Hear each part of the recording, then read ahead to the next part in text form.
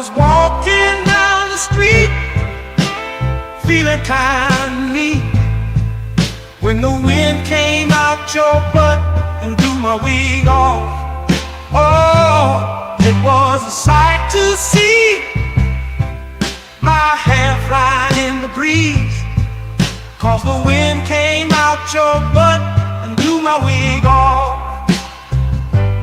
People started laughing, they couldn't believe their eyes, as my wig flew through the sky. Oh, what a surprise. I tried to catch it, but it slipped right through my hands, 'cause the wind came out your butt and now it's somewhere in the land. Oh, wind came out your butt and blew my wig off.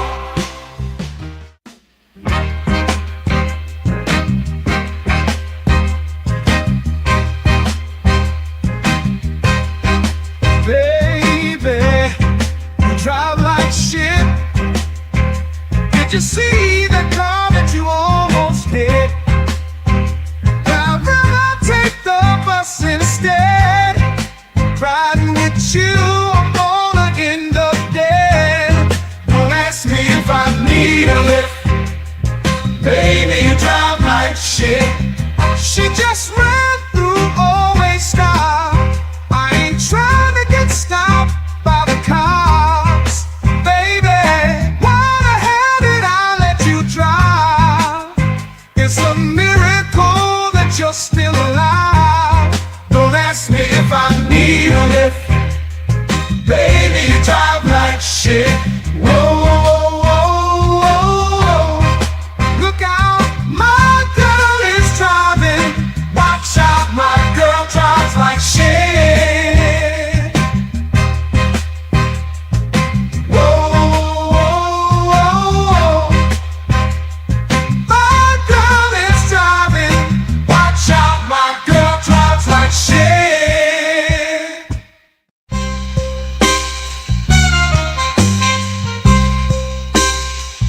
Moving ain't over. Heard you think you're tough. Gotta let you know, I will fuck you up. I whoop that ass, talking all that shit, spank that ass till you tap like a bitch. No, I ain't playing, I'm here to kick ass. Whoop that ass, it's time to punch face. I'm the one who brings you pain in the ring. I whoop that ass until the bell rings. Already know that I do not play. Throw a punch like I'm cutting down hay. I whoop that ass every single night. Spank that ass till they stop the fight.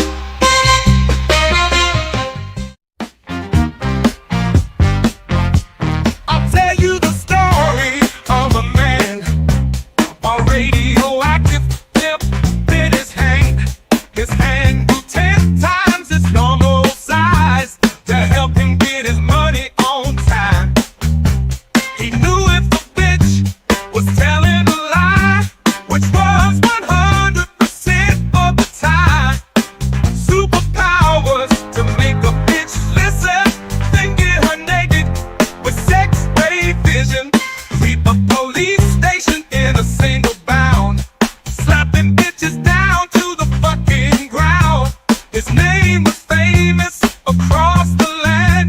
They called him the pimp named Superhand. Oh shit, yeah, his pimp named Superhand. He had powers no other pimp had.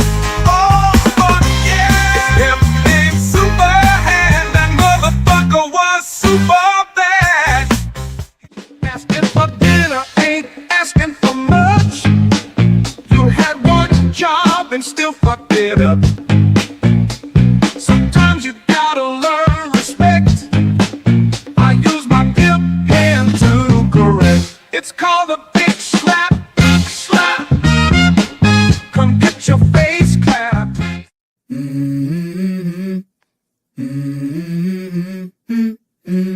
go. I wake up to a little bit of drool on my pillow, feel like it's gonna be a bad day. Yeah, I'm tired of shit, and the coffee ain't hit yet, damn, ain't that great. I don't wanna go to work, cause my boss is a jerk, and I'm not even that paid. I need a change in my life, cause I don't feel alive, and there's nothing that makes me happy. Hold my beer for a minute, I'm about to quit my... Man, welcome back, y'all, to another one, man. Another episode, J Talk Sports, also on the JVJ Network, and, you know, streaming on Facebook, too. And while we at it, y'all, go and hit that like, hit that subscribe, share the videos, turn them notices on, click all. We trying to go around here, y'all. Help your boy out. Tonight, we about to have an interesting conversation. About LeBron James. Some people like me call him GOAT James, letting y'all know ahead of time where I stand. And, you know, other people call him King James, other things like that. But they set up a little get-together on House of Highlights, y'all. A little get-together. And they brought in 10 LeBron James haters. And one guy was a fan trying to defend him. Well, I'm going to have his back tonight. We're going to see what kind of arguments we get from that side.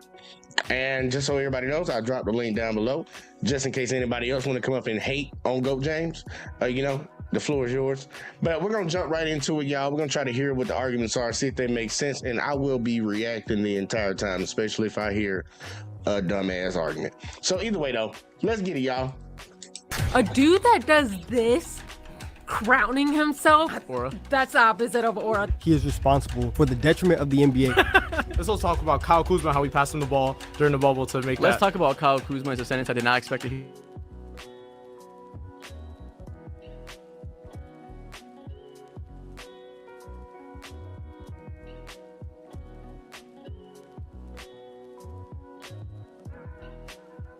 We got to pause for a second, y'all, because my internet wanted to slow down for some random reason. I don't know what that is, but we gonna see real quick, like, if it want to catch up, because we might have to go no music on this one, y'all. It's always right when you're getting ready to do something, when shit like that happens. And I ain't finna let this video be messed up none, man. We put it at 48, 480 right here. Yep. All right, we cleared up a little bit.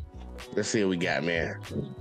That's apparent. Jimmy Butler is annoying. His team sucks. This is not what I expected. Welcome to One Fan vs 10 Haters. We have Isaac here, supernova prodigy, who's about to debate 10 of LeBron's biggest haters. We have a series of debate questions, and by the end of this, you can convince one of them to become a LeBron fan. You win. If not, the haters win, which is obviously what I want to happen. First topic: no one will break LeBron James' scoring record.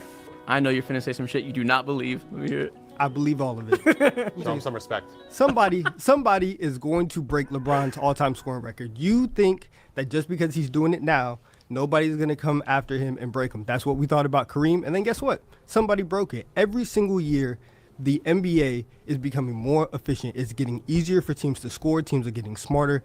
All players are coming up and are learning 3 is more than 2. And so the way that people are learning how to play basketball is inherently more efficient. So people are going to come through. There's some middle schooler right now that's taking 30-footers who's going to show up, and he's going to break LeBron's scoring record. You don't think it's going to happen, but it probably will. Yeah. And again, it's an argument.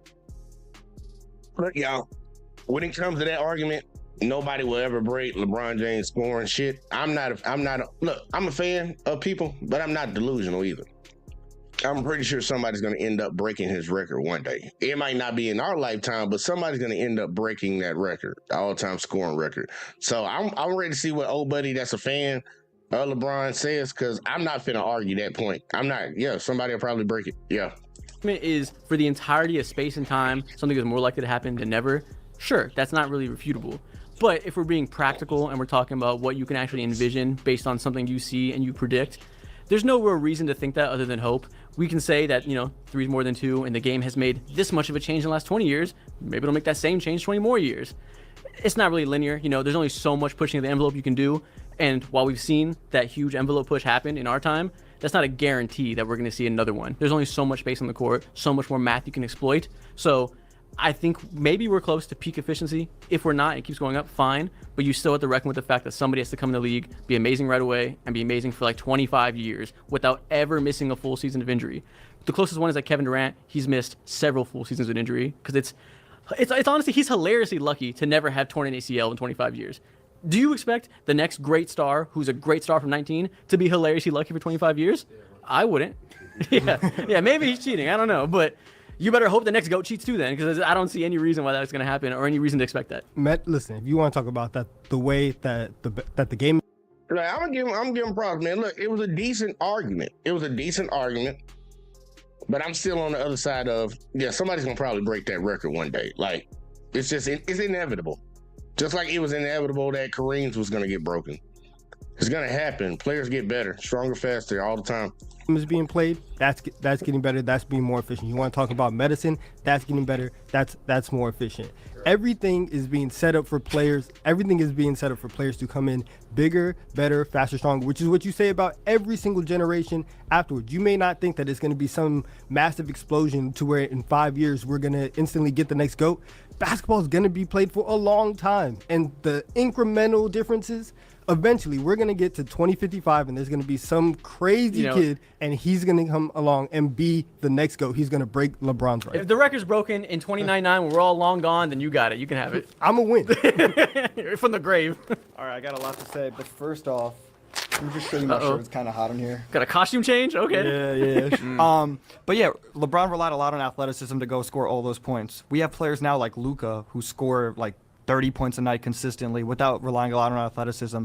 And like this era too, you're shooting a lot more three-pointers than ever before. So in what world would I not think someone who's taking more three-pointers, scores 30 points a game at the age of 19, is not going to pass LeBron's scoring record? It sounds kind of ridiculous. Okay, well, obviously relying on athleticism isn't true. We know he's extremely skilled, but I'll let you have that. Because the truth is, you need athleticism, especially as you age. All these guys that rely on skill, eventually, you have a little bit of athleticism that lets you make that skill happen. When that goes, it goes fast. That's what you talk about. A lot of small point guards end up, aging not super good, because as soon as they lose that little edge they have that lets them use the other skills they have, they fall off a cliff. And while I think Luke is amazing, he is more athletic than you think, so we'll say that. He's not relying off of no athleticism. He's really good at change of speed and all this stuff that isn't necessarily running and jumping fast. He's athletic in his own way. As soon as he loses that, whatever age that may be, let's call it 35, he's going to be relying on a lot of tough buckets, more than he does now. And you need to have some baseline of athleticism to age well. People don't typically age well as a volume scorer unless they're very athletic. So you think of the best players that age well of all time. Chris Paul, Tim Duncan. They weren't out here averaging 25 at the age of 36. That's not the way their game's evolved. They also don't rely on athleticism as much as LeBron does. Are you saying LeBron doesn't rely on his athleticism? Anybody who has a high volume scoring relies on athleticism to some extent. But LeBron doesn't rely on it more than other players? No, he's more athletic than other players. The word rely implies that's all he has and that he needs that. Dude, have you seen the last couple of years? That guy is not jumping high anymore. Those eyes are not going above the rim anymore. LeBron's still not jumping high? Not as high as he was. His forehead is barely touching the rim. And Luka just relies on step-back three-pointers. All right, so let me tell I didn't. Nobody was trying to make a point. I understand he's a LeBron hater, but like, you trying to put him in that category, it kind of reminded me of what they say about Giannis. All he can do is one thing. I'm like, we've seen LeBron play for years, bro. He can score at every fucking level. He can get it in the paint. He can get it on the perimeter. He can distribute. We ain't seen his game, man. We've seen his game. So I didn't get that argument. I didn't get that argument about the athleticism, but we got Miss Lady up in here. She about to say something probably stupid. tell you what your GOAT did. Okay. Your GOAT created a whole generation of stat stuffers.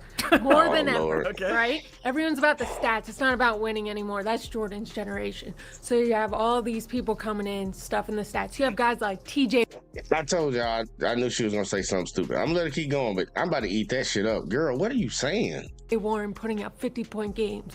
That dude's not even on a roster. If he can do that, what do you mean it's never going to be broken? Then we're like, oh my God, LeBron was a freak of nature, 6'8", 250, right? Well, then we've seen another freak of nature in Wemby, 7'4", and can shoot it, right? Think about the next freak of nature. Not to mention that medicine has gotten insanely better and will continue to get better. Or what if, this is going to be crazy for a LeBron guy to try to visualize, but what if we get a generation that's actually tougher? You know, guys who can play back to back. Woo! That's so crazy.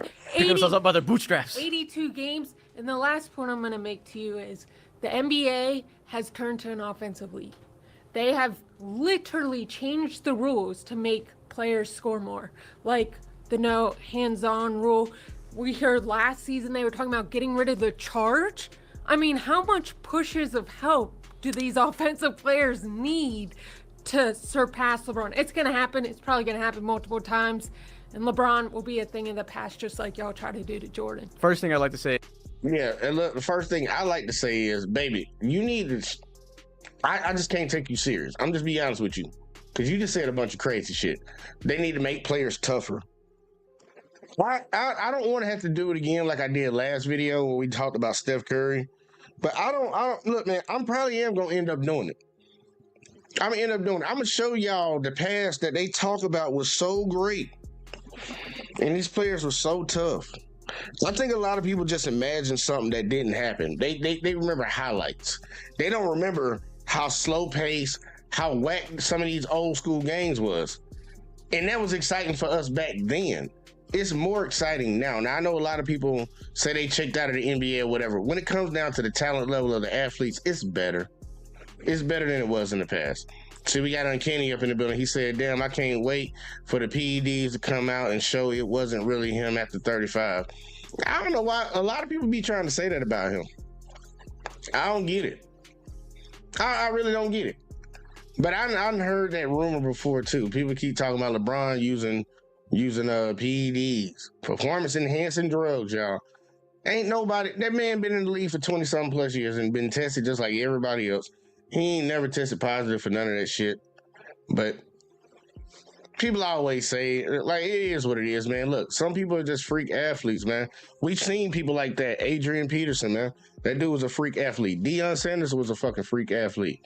There's a lot of freak athletes. Some of them just end up getting hurt. This man ain't got hurt. PEDs ain't gonna stop you from getting hurt on the court, man. You twist your ankle at a split second.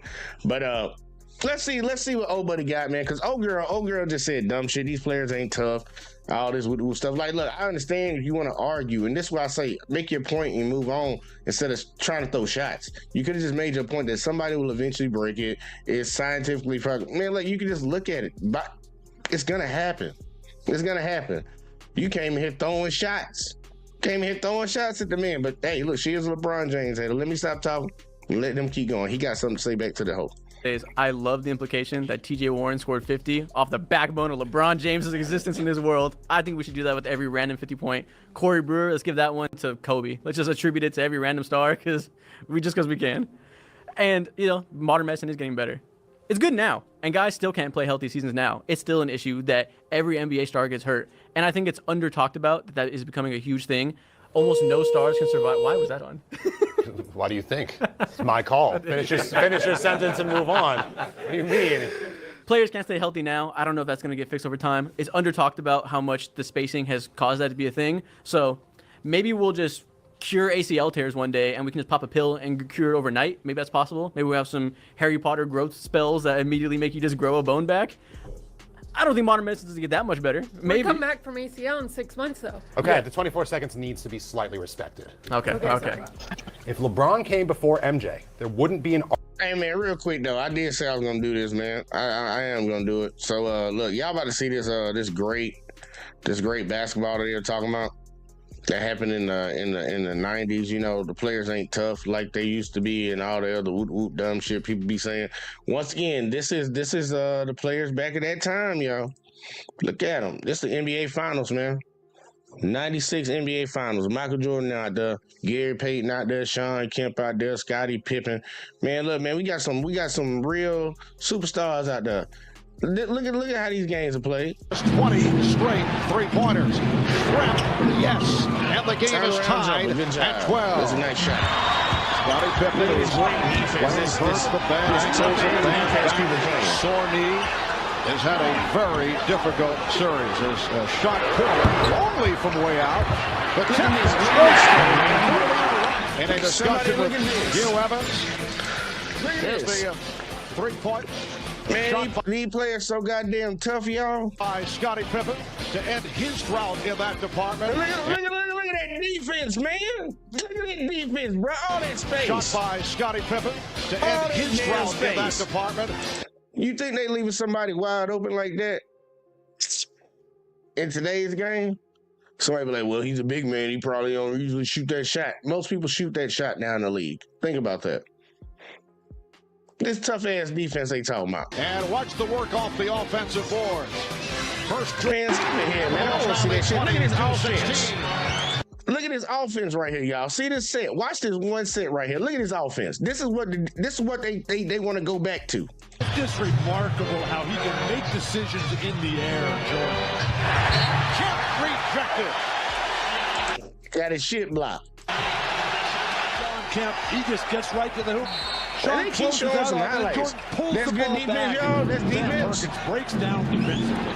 Sonics have missed their last 4 shots. Shot clock is down to 5. Look at this set, man. Kemp has to fire it out. This is what we was watching back in the day, and people keep like, look, they making plays and doing their thing, but dude, it's nowhere near compared to the NBA it is right now. The players are better, bro. These people standing around, 3 out, 2 big in, and the lane is clogged. Motherfuckers taking these weak ass shots, man. I ain't gonna hold you. I thought everybody was getting down here, getting in the paint, and we was getting roughed up and stuff. Man, these people shooting jump shots. Think about that. Shooting jump shots. Set the big man up. If it don't work, pass it back out, swing it around, try to get somebody real quick for a shot. Preferably mid-range. Like, man, I don't know what the fuck these people be talking about when they talk about the generation, man. Like, man, these players ain't this and these players ain't that. I'm like, dude, stop hating, bro. Go back and watch the games. Go back and watch the damn games. But either way, though, we getting back to it, y'all. We gonna get back in it. I told y'all I didn't want to do it, but I had to do it because motherfucker pissed me off when they say that dumb shit. But let's see. What's the question? LeBron, if LeBron would have came first, hold on, let me move out of the way. Let me see what this shit say. If LeBron came first, there wouldn't be an argument. Okay, I guess like the MJ LeBron debate, because that's a big debate. Let's see what they talking about. Argument about who is better. Mr. Deshaun. He raised his hand. Let me go back. If LeBron came before MJ, there wouldn't be an argument about who is better. Mr. Deshaun. He raised his hand fast. Step forward. That was instant. We could say this very simply. This is a great question, by the way. We've already seen Jordan surpass the GOAT before him, Kareem Abdul-Jabbar.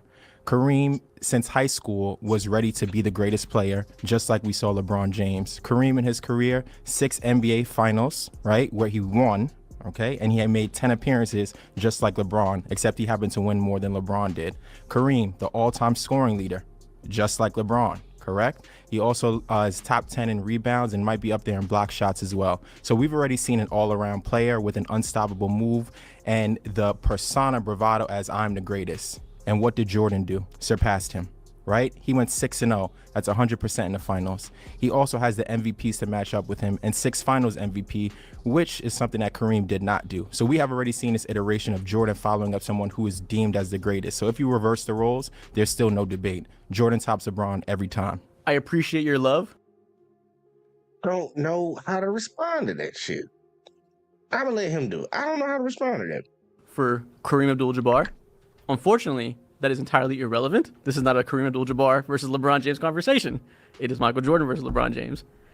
If any of that mattered, you would have Kareem at 2 and LeBron at 3. Do you? I have LeBron at 4. All right, so clearly I'm speaking to somebody with an outrageous world. Hey man, I need to get a sound on my shit that say, man, this nigga smoking crack. I need to get somebody. I know there's a video out there somewhere where somebody was like, this nigga smoking crack. But I'll settle for this right here. You need to leave. That is disgusting. Yeah, I'll settle for that for right now, man, because that ain't it, man. That ain't it. But either way, though. Worldview on LeBron James. So that makes sense to me. That makes total sense now why you would bring that up. Unfortunately, I live in reality, and I do not believe Kareem Abdul-Jabbar is a greater player than LeBron James. All those things you said make sense. If you're simply looking at it that all Jordan had to do to pass up and be the GOAT is check boxes on paper. And that makes total sense. As a Jordan fan, you see number 6, number 0, he's the GOAT. LeBron, the argument for him has nothing to do with whatever Kareem Abdul-Jabbar did. He's a better player, that he's, the typical things, bigger, faster, stronger, but he's a better passer. Scoring, let's call it equal. If you want to give it to Jordan by edge because of whatever reasons you have, sure. LeBron's a better interior scorer. If you want to give Jordan jump shooting, go ahead. Scoring is close enough. The passing is a big difference. I think LeBron's more versatile defensively. He's obviously the higher IQ player, lifts people up around him better, the better playmaker in that way. If you believe that he is truly the better player all around, which, many LeBron fans do, obviously you don't, that would be enough that if he came first, you wouldn't see Jordan pass him up. So much of why Jordan is revered as his unquestioned GOAT is nostalgia, is he came first, is he was the first guard to come in and be a guy that showed you can, win a title around a perimeter. What he said right there is straight facts. That last part. The reason a lot of folks still have Michael Jordan as their GOAT, as the greatest of all time, is nostalgia. A lot of us grew up during that generation. A lot of us grew up watching that shit. And look, man, Jordan was great. Can't nobody take that away from him. But the shit when they were talking about Jordan was like Jesus walking in basketball shoes, that shit Larry Bird said about him, a lot of y'all motherfuckers was not allowed to watch them goddamn games in the 80s. Because if you watched them in the 80s, you would understand Jordan was getting his ass whooped every year. He could barely get out the first round. But they didn't watch that. Most people watch the 90s. Most of the people out here talk about Jordan talk about the 90s. I'm like, that nigga didn't get drafted in just the 90s. He was in the league in the 80s. And he did also play for the Wizards too, but people don't want to bring shit up. I'm like, I get it. But a lot of that shit is nostalgia. But I'm going to let that man keep cooking, man, because I don't need to be talking. Player from previously was all big men, like you said. If LeBron had did that first, that talking point would be irrelevant. He would be great, obviously, he'd be in the conversation, but none of that nostalgia would be attached to him, and he wouldn't have this reverence about him. He wouldn't be the same outside the court figure because we would have already had LeBron to deify in that way. So all of that type of bigger than basketball stuff that's attached to Jordan's name would be gone. There'd be very little argument, especially if LeBron presumably dominated that generation in the same way Jordan did, which I don't have any doubt he would. Do you? Yeah, I do. And I think you made a couple of points that aren't based in fact and more based in opinion. That's all it is. Well, no, there are some facts to back it up, For some sure. of which that I've named, right? You talked about being a more versatile defender. The Defensive Player of the Year awards don't say that. You want to talk about the... Well, go ahead. let me finish. Sorry. Right? So that goes in favor of Jordan. You said we can call scoring equal. How? Michael Jordan once averaged 37 points per game. Has LeBron ever done that? No. Are we going to go off of the best scores of all time or the ones who average the most per year? Are you going to let me finish? Well, you gave me finish the argument. You gave me a pause to respond. Your argument was also that was just the little pregnant. Okay, pause. being dramatic. Go ahead, my bad. Okay, I respect it. LeBron's stats are more based in longevity, right? I don't like this dude. If you're talking about who's the greater scorer, we're looking at points per game. We're looking at playoff performances. We're looking at regular season performances. You can't call that a wash, right? You can't call the defensive stats a wash either. And then you talked about uplifting players and making players better. Is that really true? I don't think so. Who did Jordan take to the finals? Scottie Pippen, Luke Longley, Ron Harper, a bunch of players that after they left him were not able to accomplish the same things. When LeBron... Nigga, when Jordan retired the first time, Scottie Pippen took them motherfuckers back to the conference finals. What are you talking about?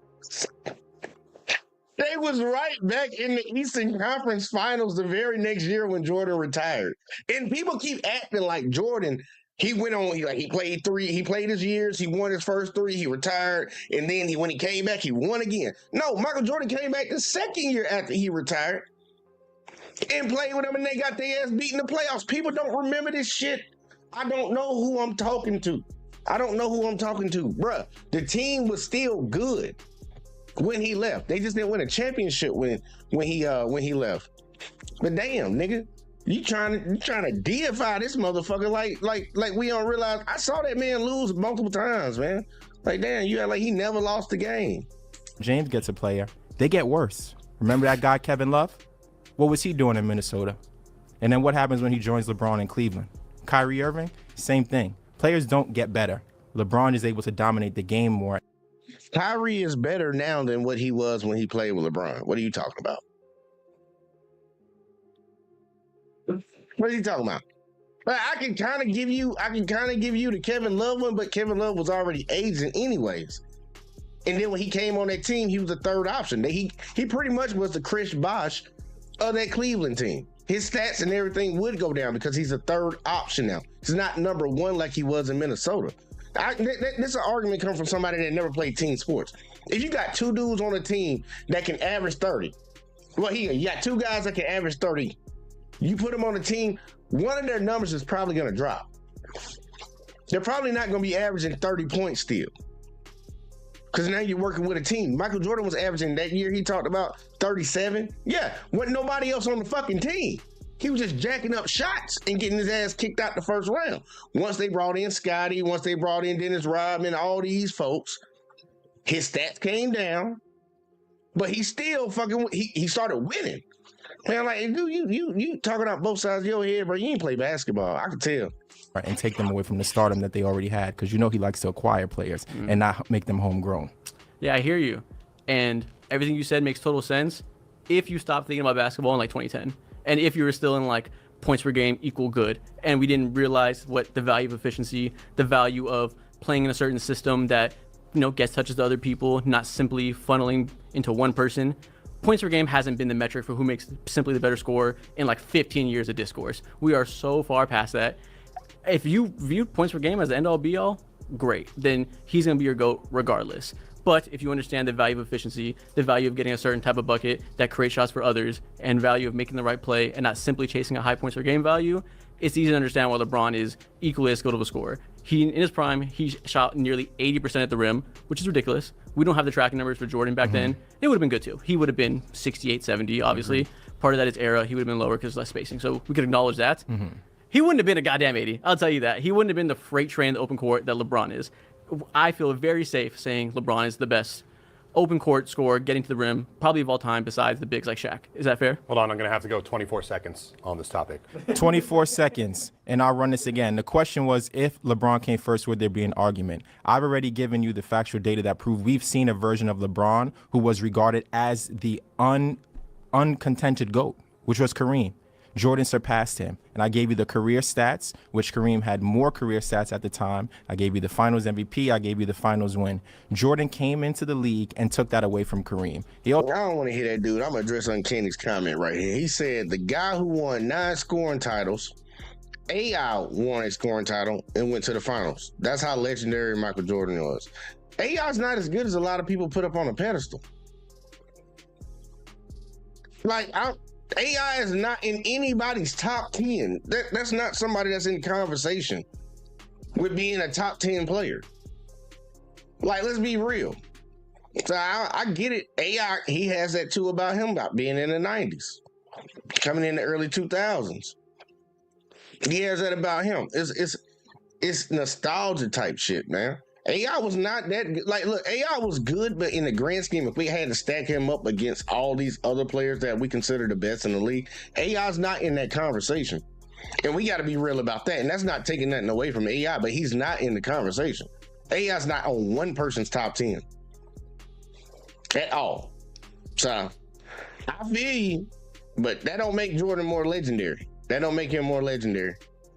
Also took it away from Bird, and he also took it away from Magic. If LeBron James walked through those doors on his Lakers teams, he would have accomplished just as much as Kareem while being the better player. It wouldn't be an argument. It's entirely irrelevant to focus on what happened to those guys. We're talking about a hypothetical in which a better player was in those situations. If you're an NBA player at the beginning of each season, what is your ultimate goal? To win a championship. I'll go ahead and give you what you want to hear. Thank you.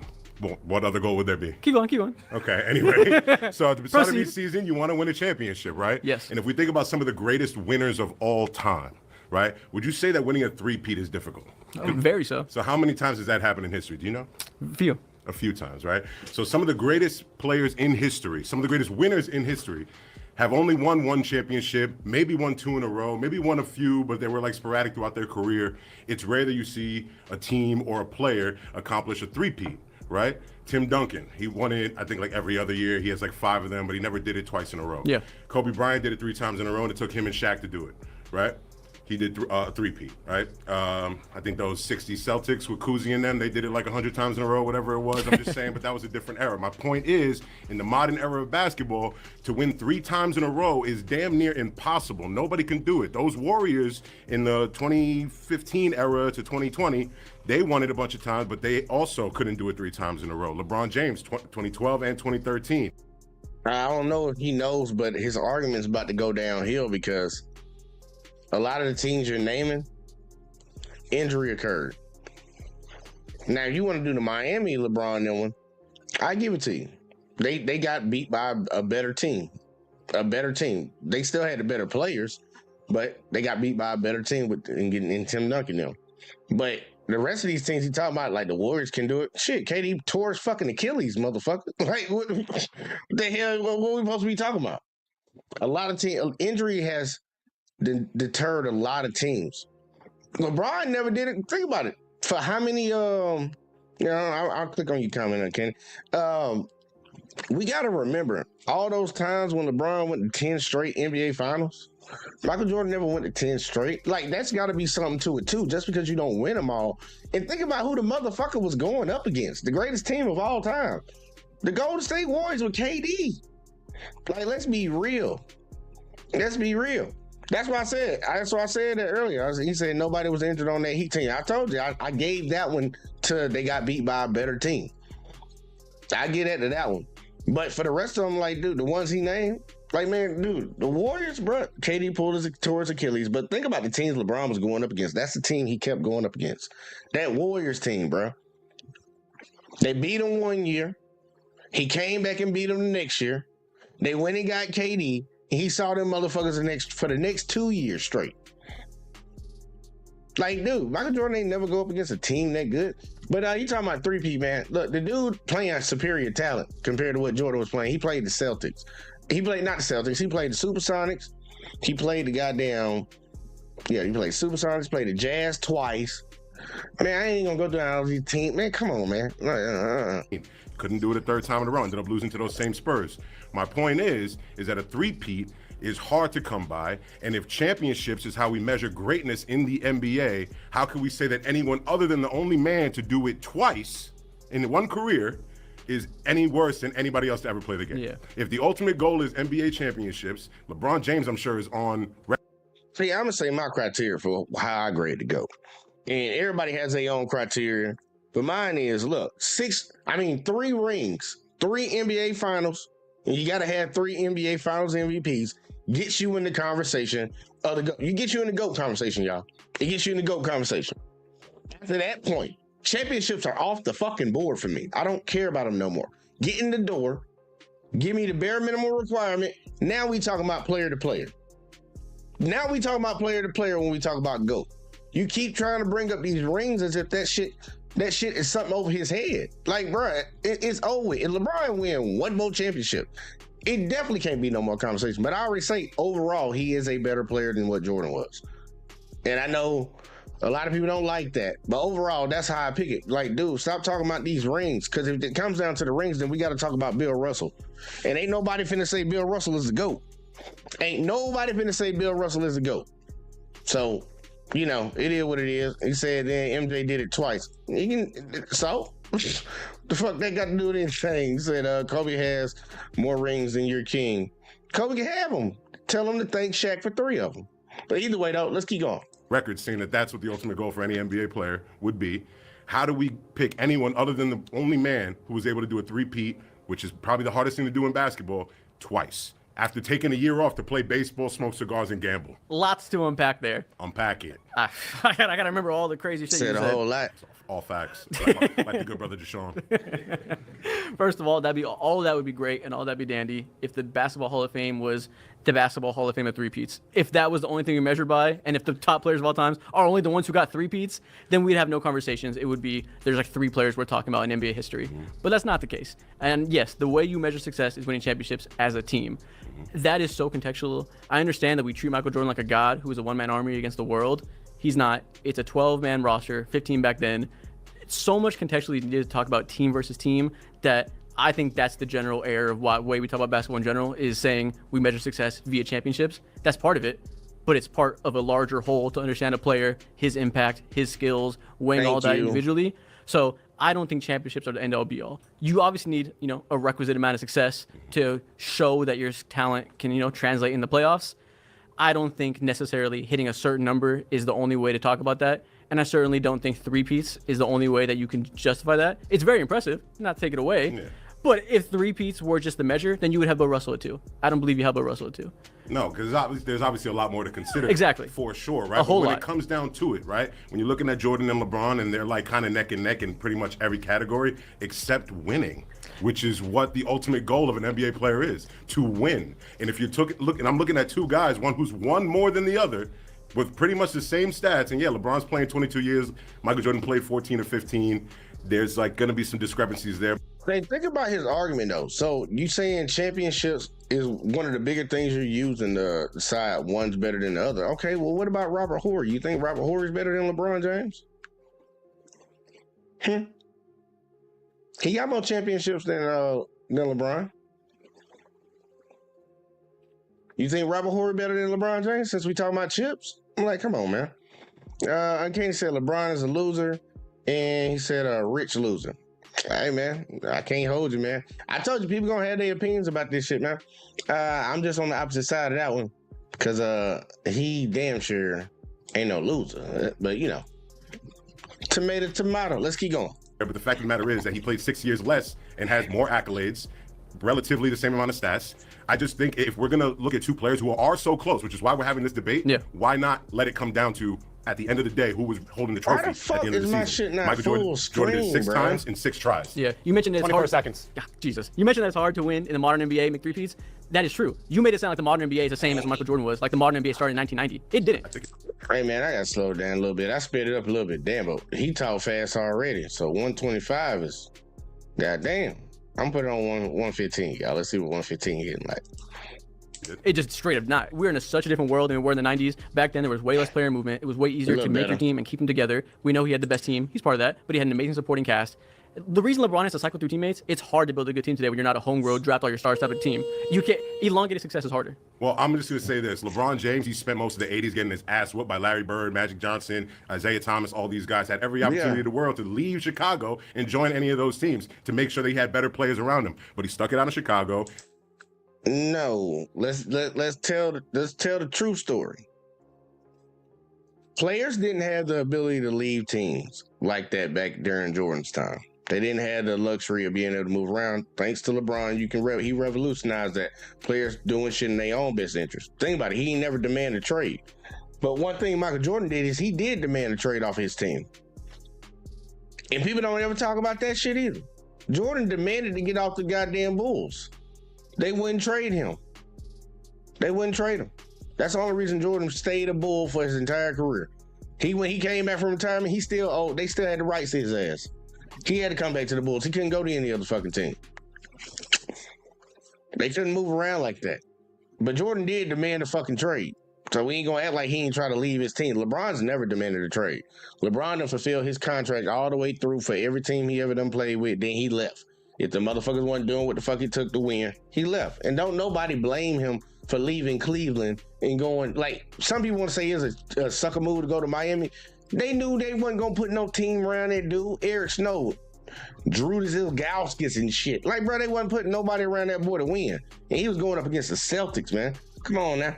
Hell nah. That Celtics team that everybody put up on a pedestal with KG and Paul Pierce down. They built their super team. That's why LeBron left. Said, fuck that shit. I want to win. So let's keep it real. Kenny said, laugh my ass off. LeBron destroys franchise before he leaves the team. How he destroy teams? If he destroy teams, the team don't put nobody around him. So he leave and they bad. And the only team you can really say that for is Cleveland when he left the first time. Because Cleveland good right now. And Miami's still good too. Miami done won championships since he been gone. So you only can say about Cleveland the first go around. And that ain't his fault. Like, if you ain't building no fucking team, like, what the fuck? Yeah, it's gonna suck when I leave. I'm the only reason the team fucking good. That ain't me destroying it. That's y'all not doing what the fuck it takes to keep me here. Like, we gotta be real, man. If your job wasn't invested in you, man, you'll get the fuck out of there. They developed a team, they put players around him that they can win, and then he won 6 in a row outside of his little gambling era. But then, I say that to say, with LeBron at the buzzer, he's soft. His ass was under contract. He did not have every opportunity. Yeah, welcome to the Knicks. I do thank you for your service. Okay, this next topic is controversial. LeBron James is one of the clutchest players of all time. We meet again. Hello. Welcome back. I'm gonna just tell you ahead of time, he actually is, but I know a lot of people gonna disagree, but you can go look it up.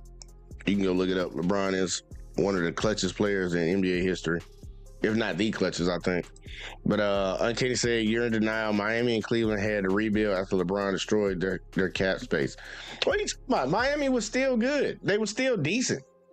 Yeah, they had to. You got to replace the person that you had on your team. LeBron is the greatest player of all time. You got to replace him. Yeah, it's going to take you a little while to get right. Chris Bosh retired because he had the blood clots. And Dwayne Wade had already been falling off a cliff. Like, what are you talking about? Yeah, without LeBron, then yeah. They're going to struggle a little bit, but look at them. They won a championship since then. Hold on. Did they win? They ain't win no championship since then. But they've been back to the NBA Finals. They've been there twice. Like, they all right, man. They all right. But I ain't, you call it denial, Kenny, you can. But I don't think so. He also said he demanded so many trades, it took years for Miami and Cleveland to rebuild. LeBron never demanded a trade. If you can point to it, point me to an article or something that says LeBron demanded a trade, and I give it to you. But that ain't never happened. Clutch what? Not clutch at the free throw line. Maybe he has some clutch performances, but let's bring up the biggest moments of LeBron James' career, and let's continue to talk about winning like my brother Nelson did. Miami Heat, biggest shot of the series that got them to Game 7, Jesus Shuttlesworth. Game 7 against Warriors, and my guy, Stephen Curry, that's ingrained in my memory, Kyrie Irving. And who passed him the ball? LeBron. Because it wasn't his moment. Whenever it's time and it really counts and it comes down to it, he's passing the ball because he shies away from the last shot. Please don't go to some regular season game where no one is watching. Let's talk about the biggest moments when being clutch matters. Let's make he 80% doesn't of the have game the ball in irrelevant. his hand. Okay. Well, what matters the most? Keep on, sorry. Keep on. The last shot or the ones that happened before? I placed a value on the shot that got them to win. Talk to me. Again, similar to last time we argued, that would be real great if we stopped thinking about basketball 15 years ago. How do you get to the last shot? How do you keep these games competitive? Everything leads up to it. And real quick, did that question say one of the most clutch players or one of the most clutch last shot shooters? I would say this is about being clutch at the end. That's how clutch is mostly defined. No one's really talking about it before in the first, second, and third quarter. Oh, I'm not talking about There is a clutch time stat, too. I think it's the final 5 minutes of the fourth quarter. Let's define it by that then. Okay, the clutch player. Yeah. What is involved in offense? Passing and shooting. Setting up others for good shots and shooting the shot yourself. So I'm not going to let you pretend that playmaking is irrelevant and that setting up open shooters is not good. It is. LeBron has taken his fair share of difficult, tough shots at the end of this too. I think the stat is he's like 7 for 12 on these last second shots in playoffs, which, cool, he can do that too. If you want to say other guys had did it more often than him or in flashier ways that you remember more because it was in a big game on national TV and what you were watching, great. I, for one, have the privilege of having the internet. And I know that not everything that I didn't see, some of it still happened, even though I didn't see it. And he has good clutch numbers. So I won't pretend that's not the case. But also the harping on the fact that he passes the ball to people as if it's a negative is ridiculous. The smartest players know the smartest shots aren't always contested step back shots because you want to be the one to take it. If you have a 40% corner three-point shooter, you give him the ball. And you said maybe he has some clutch performances in the beginning to downplay it. Yeah, maybe he has a lot of them. Maybe he averages 34 points per game, 11 rebounds, and 8 assists in closeout games.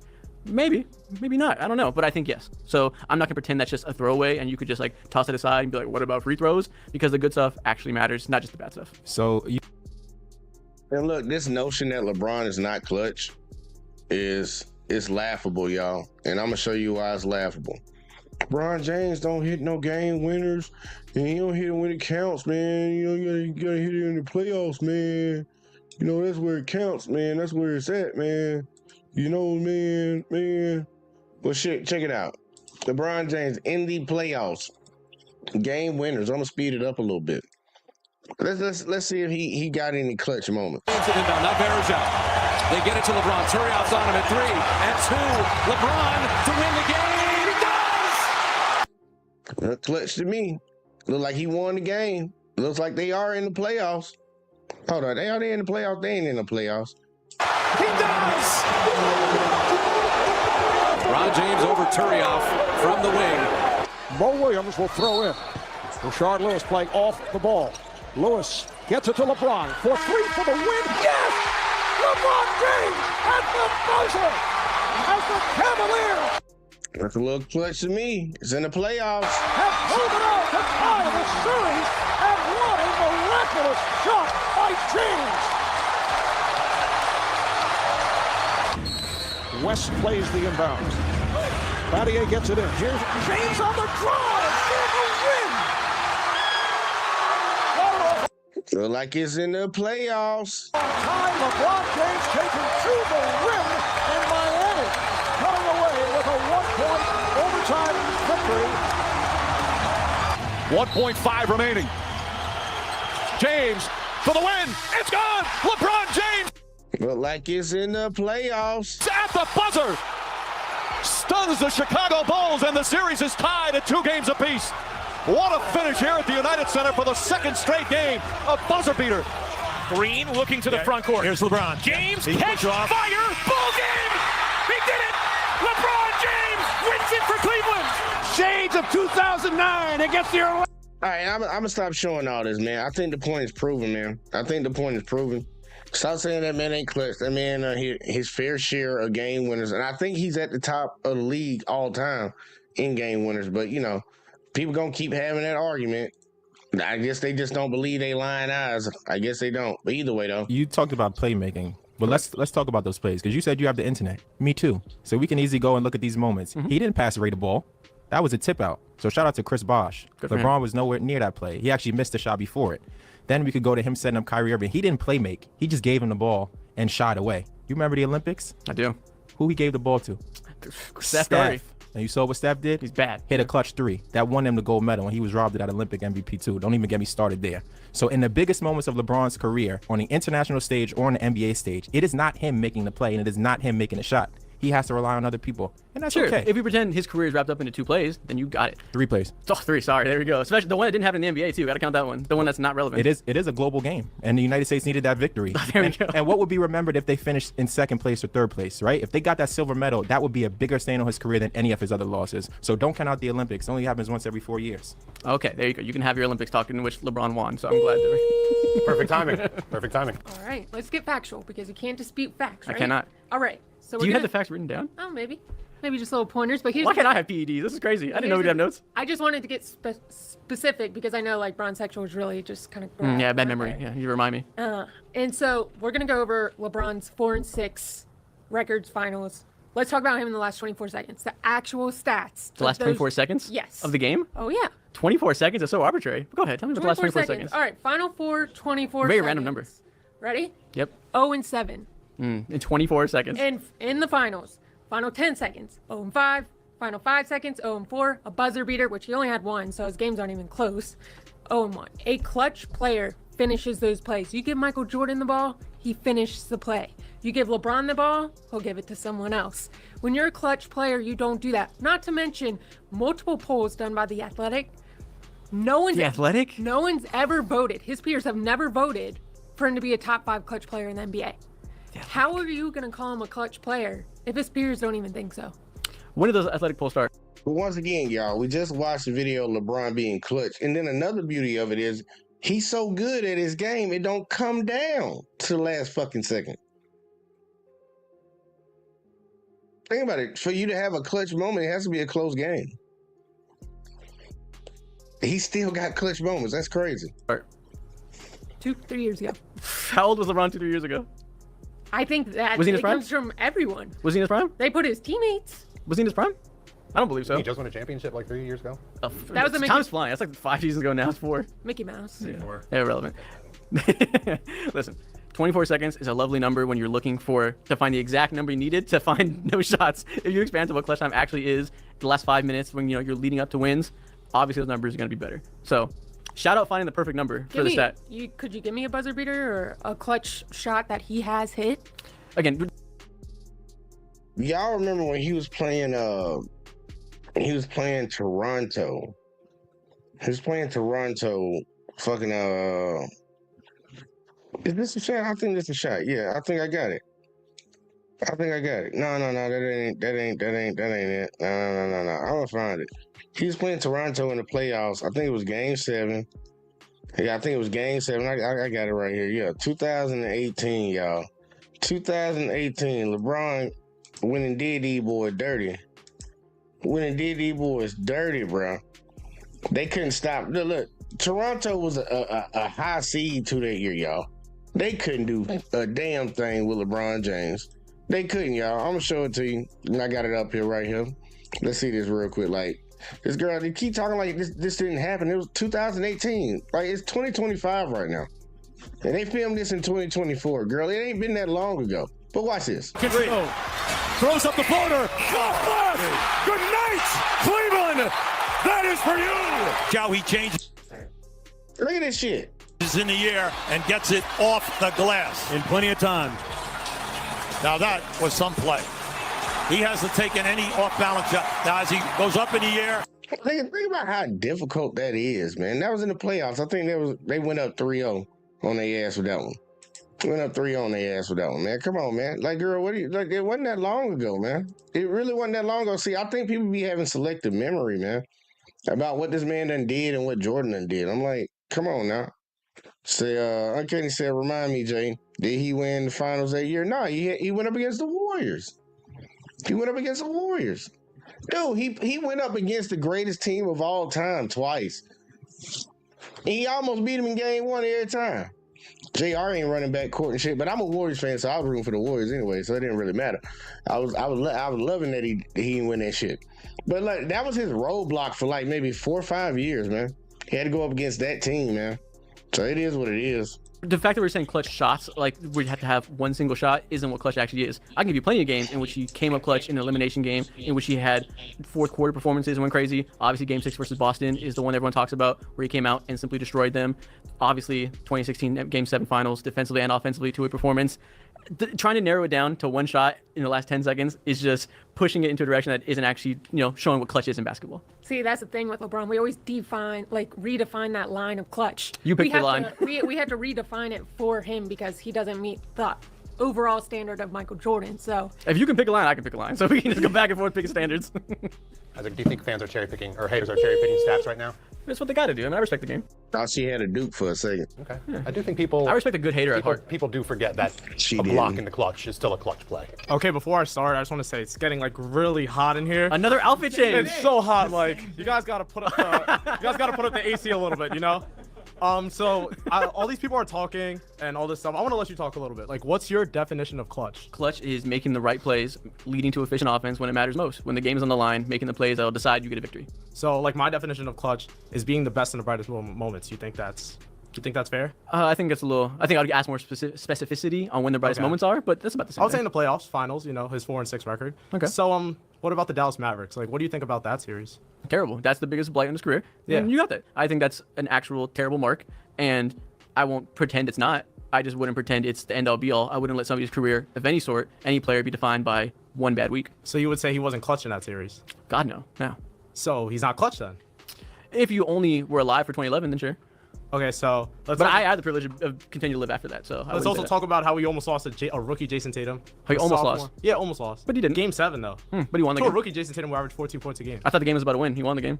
Yeah, against a rookie Jason Tatum. Was that impressive? But did he win? He did win, but all that matters is winning. Am I right? Yeah. Y'all are dangerously close. Okay, to let's also talk about the Kyrie that shot. Nonsense. A game that he won. Let's talk about the Kyrie shot. The game that he won. No, Kyrie won that game. Let's talk about Ray Allen. He won that game. So that's like 1v12. So that's like 2 rings right there. Kyrie's the GOAT. If they didn't make those shots, he would have 2 rings. We wouldn't be here right now if Ray Allen and Kyrie ever didn't make those. People act like games are just like it's all just one moment. One moment can be highlighted as a significant moment for a win or a loss. But damn, bitch, they had to play the whole fucking game. If the motherfucker wasn't in the game, they wouldn't even have been in that situation. People keep forgetting what LeBron was doing down there in Miami when Ray Allen hit that shot. And they damn sure forget. Because this is when, I'm going to ask the question later when people think LeBron was at his best. But that year when Kyrie hit that shot, people keep forgetting that LeBron had just made the block. Yeah, man, I'm going to hit his head on the rim blocking that shot. That man was literally, he could kiss that bitch. That's how he was out there jumping. Like, forget, the man was averaging like 30-something fucking points in the playoffs. Like, during that series. He was doing everything. Scoring, rebounding, passing, blocking shots, blocking down on defense. Man, come on, man. Like, I don't know what the fuck this dude talking about, bro. The guy would get a goofy in him, man. Kyrie can beat the Golden State Warriors by himself. Put him in the Hall of Fame today. You got it. Oh, he's a GOAT. Come on now, he's the GOAT, apparently. Okay, let's talk about, so he would have 2 rings without 2 shots. Let's also talk about Kyle Kuzma, how he passed him the ball during the bubble to make that up. Let's talk about Kyle Kuzma as a sentence I did not expect to hear today. But go ahead. Tell me more about it. But Kyle Kuzma made the last shot. I think it was in the bubble of playoffs. He made Good the for last him. shot. Can you look me in the eye and tell me Kyle Kuzma is the reason they won the 2020 championship? Kyle Kuzma is the reason why they You're won the smiling your ass off. 2020 Look at you grinning. Look at you grinning. Yeah, so Michael Jordan's way more clutch. Let's talk about the Jazz. Okay, the timer's up. Never mind. But yeah, Michael Jordan's more clutch. All right. He was doing well. But Kyle Kuzma threw me for a loop. Everything was going well. All right, I'm a hater, but I wanted to show you some love. Hopefully I could change your opinion, so I got you a gift. Oh, let's go. Yeah. Bribery? Yeah. Oh, shit. It's damn. LeBron. I hate this gift. But also check the back. Check the back. It's a very important stat. 4 and 6. I hate this gift even more. Yeah. I would define a clutch player as like the most important series than playing good. Somehow, some way, Jordan went 6-0. Surprisingly, like LeBron has had 6 losses in the finals, and Only 4 wins. Do you find it to be more impressive to lose in the first round or the second round or the third round to lose in the finals? Again, I thought we were talking about clutch player. You just said before that we don't Do you define find clutch it player. more impressive to lose early in the playoffs or later? I thought we were talking about clutch players, so let's stick to the top. So you don't have an answer? Not when it comes to what we were talking about. Do you want to talk about clutch players or something irrelevant? Would you like me to get to my point? You could try if it has to do with the prompt. Would you find it more impressive to lose in the first round? Yes or no? No. Okay, I didn't think so. Would you find it more impressive to go into a game series against the Pistons in Game 5 and shoot 8 shots and get shut down? Is that clutch? No. No, everybody has. I say everybody has their lowlights. You can pick and choose which ones you want to talk about. If you find it less impressive because LeBron's lowlights came in the finals, whereas Jordan's came in the first or second round, and you want to say you should never lose on the brightest stage, well, I think you should get to the brightest stage. And how about that? Like, you can pick and choose how much you want to decide somebody's lowlights are worse. In reality, everybody has them. You're not defined by them unless you're Joel Embiid. These guys both have highs, lows. I won't pretend that his lows are worse because he happened to get further with less. I'm not going to go and just start glorifying someone that lost in the finals. I define a clutch player as when it comes down to the final series. Also, not to mention, LeBron has to go jump from team to team. He's a glorified Patrick McCaw. Jordan never left any team. Whatever team he went to, he stuck it out and he won multiple championships, 6 championships. LeBron goes to a team, strips every asset away, and still doesn't win in the finals. I would hope if he created his own team that he'd be able to make it to the finals. Yeah, well, not everybody has the privilege of being drafted to a competent organization that drafts a Scottie Pippen, goes and gets a Dennis Rodman, and makes it a legit team. Team. People want to play with Jordan. Do you think LeBron stayed for 2 years and then left? No, he gave the Cleveland Cavaliers a chance. They were incompetent. So what happened in Miami? He won 2 championships in Miami. Why did he leave Miami? Because Dwayne Wade's knees fell apart. Okay, so exactly. He left because he wanted a better team. He's just going to jump every time. He stripped the Lakers of every single asset. And guess what? He's just going to leave again because that's all he does. I won't pretend it's noble to lose amongst poverty and play next to a bunch of crappy players. I won't pretend that gives him points because he's nice and brave about toughing it out. I don't really care. All right, so we could just jump from team to team. I'll win every... I'm keeping this. Don't pretend I don't. No, it's for the haters. It's for the haters, not for you. Right. There's a dumbass argument. And it sounded like he was emotional about it, like he felt some type of way. Yeah, he felt some type of way about that shit. But here you go. We're going to look at something real quick, like, man, because I'm getting tired of this shit. People act like they don't remember history. This is Michael Jordan's playoff record, like while he was in the league, y'all. All right, and you see first row, you made it to the first round of the playoffs. Second row, you made it to the semifinals. Third row, conference finals. Final row, that fourth row, NBA Finals. All right, let's scroll right on down here to when Michael Jordan came into the league. Okay, when he started making the playoffs, not when he got drafted, y'all. When he started making the playoffs, he got his ass whooped in the first round in '85. What happened in '86? Got his ass whooped again, swept. All right, what happened in '87? Got swept again. All right, next '88, y'all. In '88, improvement. Got out the first round and got beat in 5 games. In the second round to the Pistons. Going into the next year, 89 late, made it all the way to the conference finals. Got his ass whooped. Y'all. Went back to next year. Got whooped in the conference finals. Then we got to the time when Michael Jordan started winning. He started winning. 91 won, 92, 93, got it. The next year, they didn't qualify. They didn't qualify, y'all. 95, second round. And that's when Jordan came back. That's when he came back. 96, got there.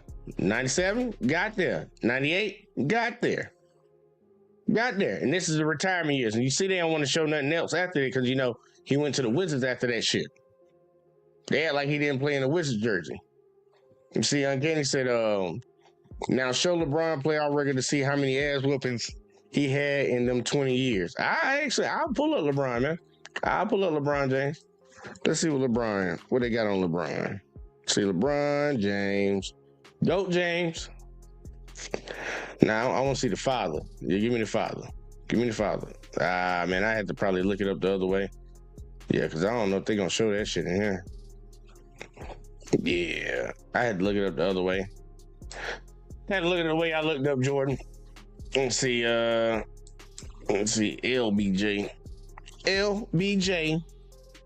Because they know who we talking about. Go, James. All right, let's see LeBron. Now look at this, y'all. Look at this shit. And they showing when he got drafted. Actually, I think they might have showed when Jordan got drafted in there, too. But his first 2 years in the league, didn't make the playoffs. First year in, made it to the second round. 3 years in the league, y'all made it to the second round, but he got beat. beaten 7 games. 4th year in the league, made it to the finals. Yes, he got swept. He made it to the finals in his 4th year, led the team. All right.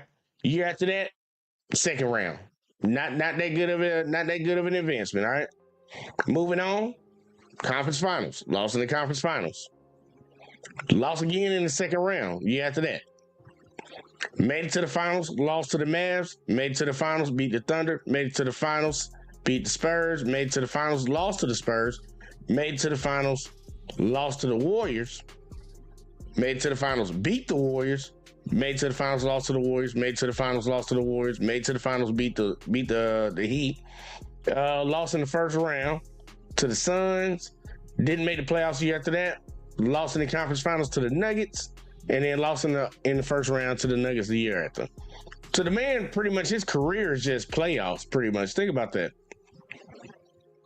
It took him 2 years. He didn't make the playoffs before he went on a playoff run to then missing the playoffs pretty much 2 more times in his career. 2 more times in his career. I like those stats. Seems like consistently trying to get to the playoffs, consistently getting to the playoffs. You see, all I see is ass whoopings. Man, look, I can't hold you on that, Kenny, man. Look, if you a Jordan fan, look, I can't hold you on that. I see people trying to consider it that way. I ain't gonna knock it. One bit. But we are gonna skip ahead. LeBron, because LeBron's responsible for creating super teams. Oh yeah, we need to cover that conversation because I'm tired of that. But that sacrifice is a title. So let's see what they talking about. If I could win 2 championships and be mid for 5 years after, I'm taking that every year. Next topic. LeBron James is responsible for the super team. Seems like a no-brainer to me. And I'm gonna just say this: no, he's not. But let's hear their arguments. Let's go. Back to back. How is he not? I mean, we just spoke about it before. Want me to go first? Yeah, sure. Okay. I'd love for you to. Well, we pretend the Celtics didn't make a super team 2 years before he did. That's one reason.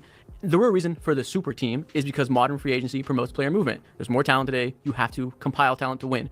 Back in the day, there was obviously less talent, like I said, and the way the rules were made, you didn't often see stars come together like that.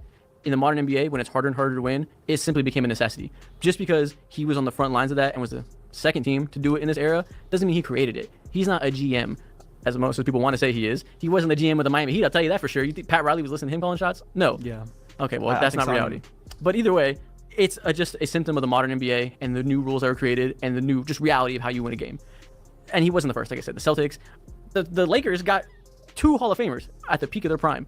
Teams had, again, not peak of prime, the peak of the Lakers' prime. Those Hall of Famers are washed, obviously. But, it wasn't the first time we've seen lots of star names get put together. You're talking about general managers making trades to go create teams. Kevin Garnett was traded to the Celtics. I think they just came together naturally. LeBron talks about recruiting players openly. He created the first ever super team, and what happened right after? Kevin Durant followed in suit. There's a lot of other superstars that are just following in suit for what LeBron started. So the Celtics aren't a super team because they traded for Kevin Garnett and didn't sign him? I don't know if they recruited players. LeBron himself said that he recruited Chris Bosh, and he went and he spoke to Dwayne Wade. He said that he spoke to Dwayne Wade, and they all were like, "Let's go to Miami." As free agents should. That has little bearing on if the Celtics were a super team or not. Just because that super team was traded for rather than signed. Also, what about multiple super teams? What about it? The Lakers. He did the same thing multiple times. It's not a coincidence that he's the first person to start. No one's called the Lakers a super team. Are you telling me that Paul Pierce called up Kevin Garnett and Rondo and they're like, well, let's all go to Boston and create a super team over there? Isn't that the definition of I don't have their phone logs, but I have a feeling that Paul Pierce was involved in recruiting Kevin Garnett. Yes, that's not a novel idea. I don't think so. I think they just traded a bunch of assets. LeBron invented communication? I don't think so. I think players talked before that. I don't know if he invented it. I think LeBron perfected it. Probably. Draymond. Yeah, they try to act like players didn't talk to each other. How you think Charles Barkley ended up on the Trailblazers? You think that just randomly happened out of nowhere? Nah, the motherfucker, him and Clyde were talking. It's like, bro, we can do this shit, man. Go ahead and come on up out of here. I know your contract about to be up. Players talk, man. They play in the all season. They go to the same places and play against each other in the all season, man. The motherfuckers talking to each other, man. Ain't nobody trying to hear that.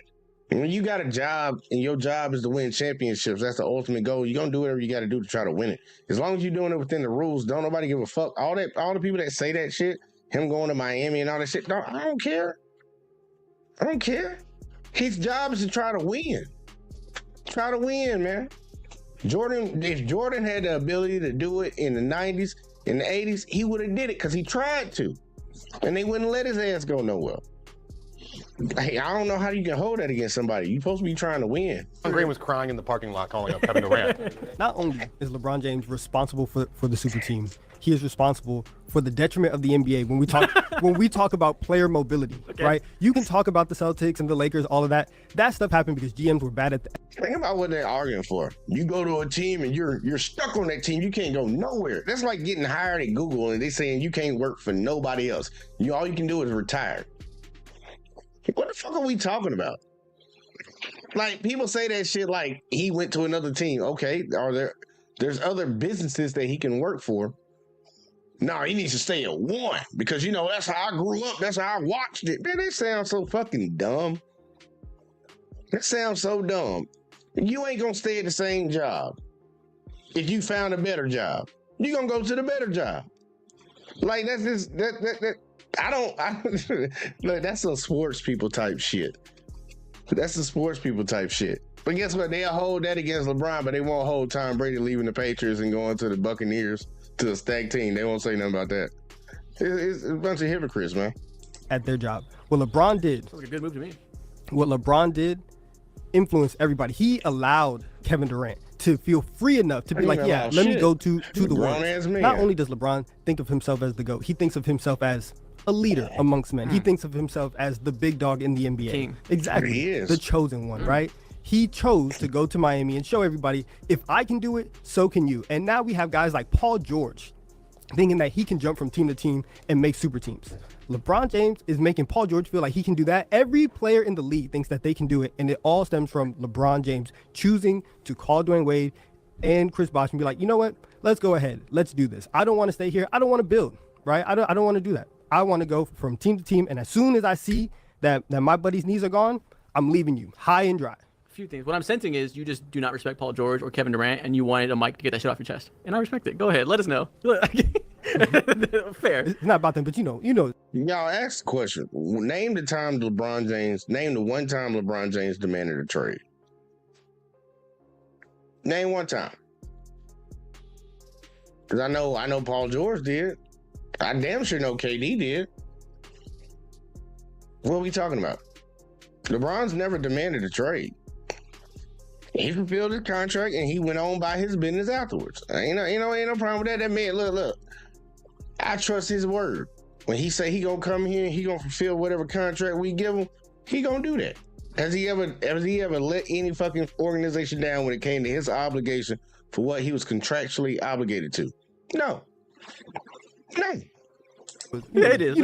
Secondly, if you're telling me that LeBron's biggest influence on this world is that he made teams realize that they can make dope-ass teams and be really good at basketball, am I supposed to take that as a negative? Oh, fucking no. Boo-hoo. I think I'll live. And yeah, I just don't think that that's a negative. And there's one more thing you said that I wanted to respond to that was hilarious. Oh, you said he doesn't want to stay and build with the Cleveland Cavaliers. Are you under the impression that we need to be nicer to billionaires? Because Dan Gilbert tried. He gave him time, and eventually Dan Gilbert and his front office failed miserably, and he said, I show you no loyalty. I'm going to go to a place where my career will be prioritized and handled the right way. I'm personally not of the opinion that we need to be nicer to those guys. I think if they're incompetent and do a bad job at the teams they run, these players should say, go fuck yourself. I'm going to go build a good team. Two things. One. No. And I agree. No, show me nicer to billionaires. No. Show me nicer to billionaires. Two things. I don't defend Dan Gilbert for anything. Oh. And then two, just say you hate competition.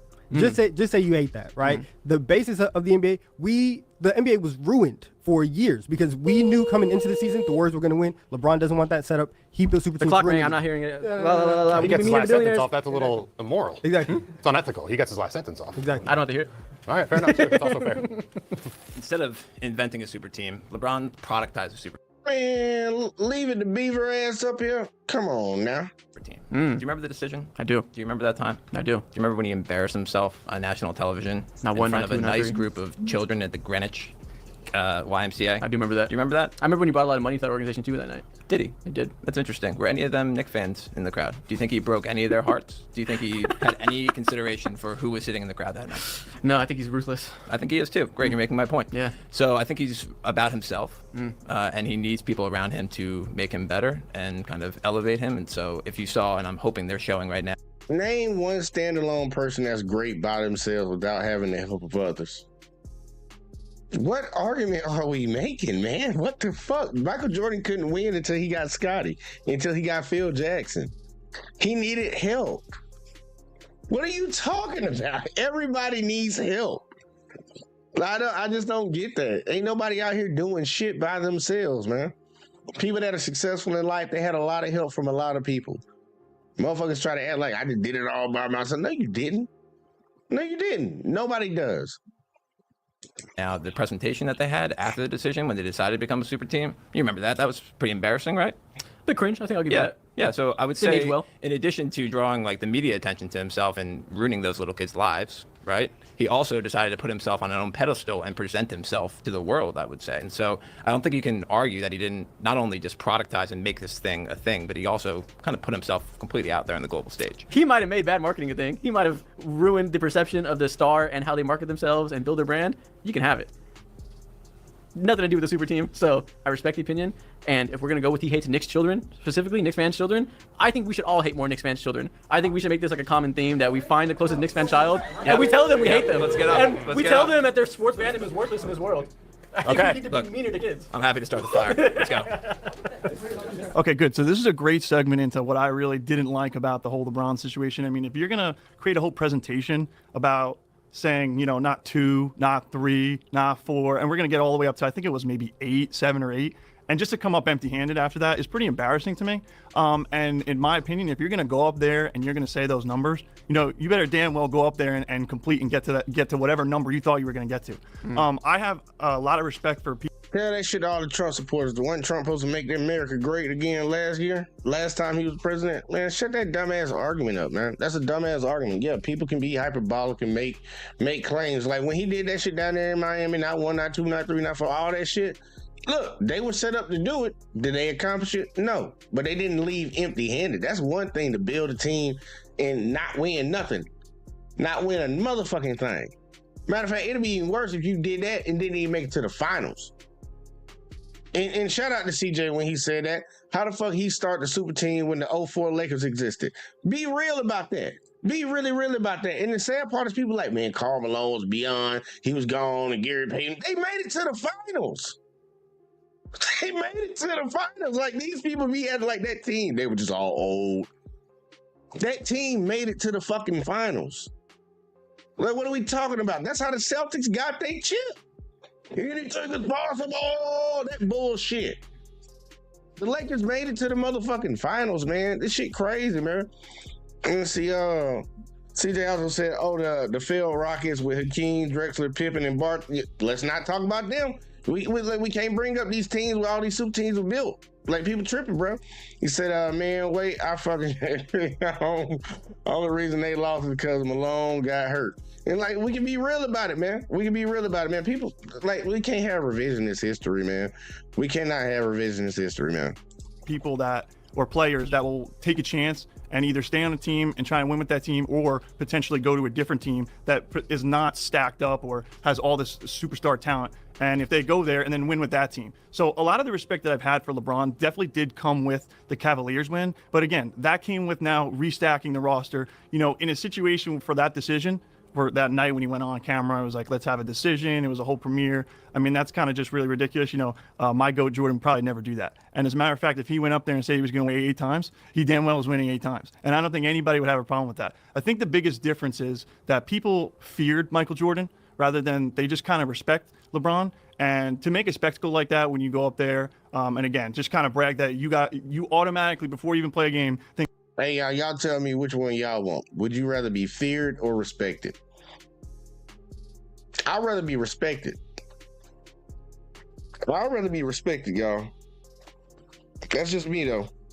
that you guys are the best team, you're going to win, 5-6 straight, I think is just unfair, and it's not good for the whole league in general. And just to piggyback off of that, I think that it made more players feel like they can do that. And the biggest example is KD losing 3-1 and then going and joining the Warriors. The whole can't beat him, join him thing, I feel like that really all stemmed from the fact that LeBron stacked up the team, thought that he could be unbeatable, or they would be unbeatable. So that allowed other players to think that it's acceptable to kind of go there and do that. There's no nobility in taking the toughest route and losing. It's just not anything that anybody should strive for. You can't, on one hand, tell me winning is everything. We should do whatever we can to win, and then be like, oh no, make it harder. Like, pick a side. Should they do everything to win, or should he be noble and be so brave about staying with a terrible team? Because if you want to prioritize winning and want him to be a winning player and all this stuff, him and Mo Williams were not walking through those doors with rings. It wasn't going to happen. He gave them plenty of time. He stayed there for 7 years, gave them plenty of chances to build a contender, and what's the best they did? Bring in a washed up Shaq.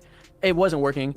You would have had way more criticism of him if he stayed there and just lost over and over again. You wouldn't have been like, oh, he's so brave. He's so for Cleveland. Good for him. You would have been like, this guy sucks. He's never going to win a championship. He has nothing on Jordan. And you said he did the whole spectacle thing. Not one, not two, not three. Again, I'm not up here saying that he is the most humble NBA player of all time. Humility is not a measure of success for me right now. I don't care. Yeah, but Jordan was way more humble than LeBron That is absolutely asinine. Jordan is the least humble person I've ever seen. Okay, time out. Jordan was not humble, first off, and Jordan was an asshole to his fans. The same folks that love him, he wouldn't talk to you. Jordan did not like fans, bro. He was like, I'm here to play basketball. I'm here to get my $30 million. I ain't here to talk to y'all. Get away from me. That's how Jordan was. Jordan's always been an asshole. Like, let's be real, man. Let's be real. Talking about humble. And what the fuck are you talking about? Like, I told you, it's this nostalgia shit, man. I understand people like Michael Jordan. I ain't knocking you. There's things to not like about him. There's things to like about him. Same thing with LeBron. But dude, to try to act like this dude was somebody else that he wasn't, man, stop lying to yourself. Stop lying to yourself. That ain't cool, bro. Sorry, let me just retract. What I mean by that is he's obviously is confident in his abilities, which can still make you humble. You don't have to be arrogant and also be confident at the same time. The thing is, both these guys are the most arrogant people in the world. So I would call that a draw. I would say that Michael Jordan is just more confident in his abilities and he knows what he's going to do. LeBron, I think, could be more considered arrogant. I would say he's a well-documented asshole, and I respect him for it. Next topic. LeBron's 2020 Lakers championship should have an asterisk. Oh, brother. Now we want to take a chip away from somebody. I don't even want to hear that argument, man. I'm skipping ahead. We going to LeBron's losing record in the finals, because you know that's always a talking point. Uncanny brought it up a little earlier, so yeah, we skipping ahead. LeBron having a losing record in the finals does not affect his legacy. Well, I already told you this once. I'll do it again, right? If those two do not hit those 3-point shots, LeBron walks away with 2 rings. He doesn't go to the Game 7 against the Spurs, and then the Warriors probably will make a play and they end up winning. Right? I think that's very clear. LeBron James owes... Ray Allen hit a shot, y'all. He did his job on the team that was paying him millions of dollars to do. LeBron happened to be on that team. But that wasn't Game 7. What happened in Game 7? Why they never talk about Game 7? Yeah, Ray Allen hit that shot, but what happened? That was another game that needed to be played. And what happened in that game? Like, come on, man. Stop saying that dumb shit. They swear up and down that nobody else helped Michael Jordan win a game. Like, come on, dude. You got to have people on the team to help out, bro. That's what they there for. You don't play basketball 1-on-5. It's 5-on-5. Everybody got a job to do. You don't take nothing away from Kobe when Kobe got his shit with motherfucking Shaq.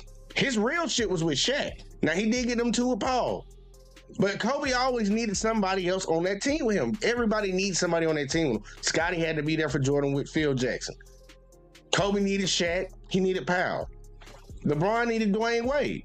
He needed Chris Bosh. He needed Kyrie. He needed AD. You gonna need somebody on your team, bro. You can't do this shit by yourself. I don't get why. I swear they act like this motherfucker playing basketball 1-on-5.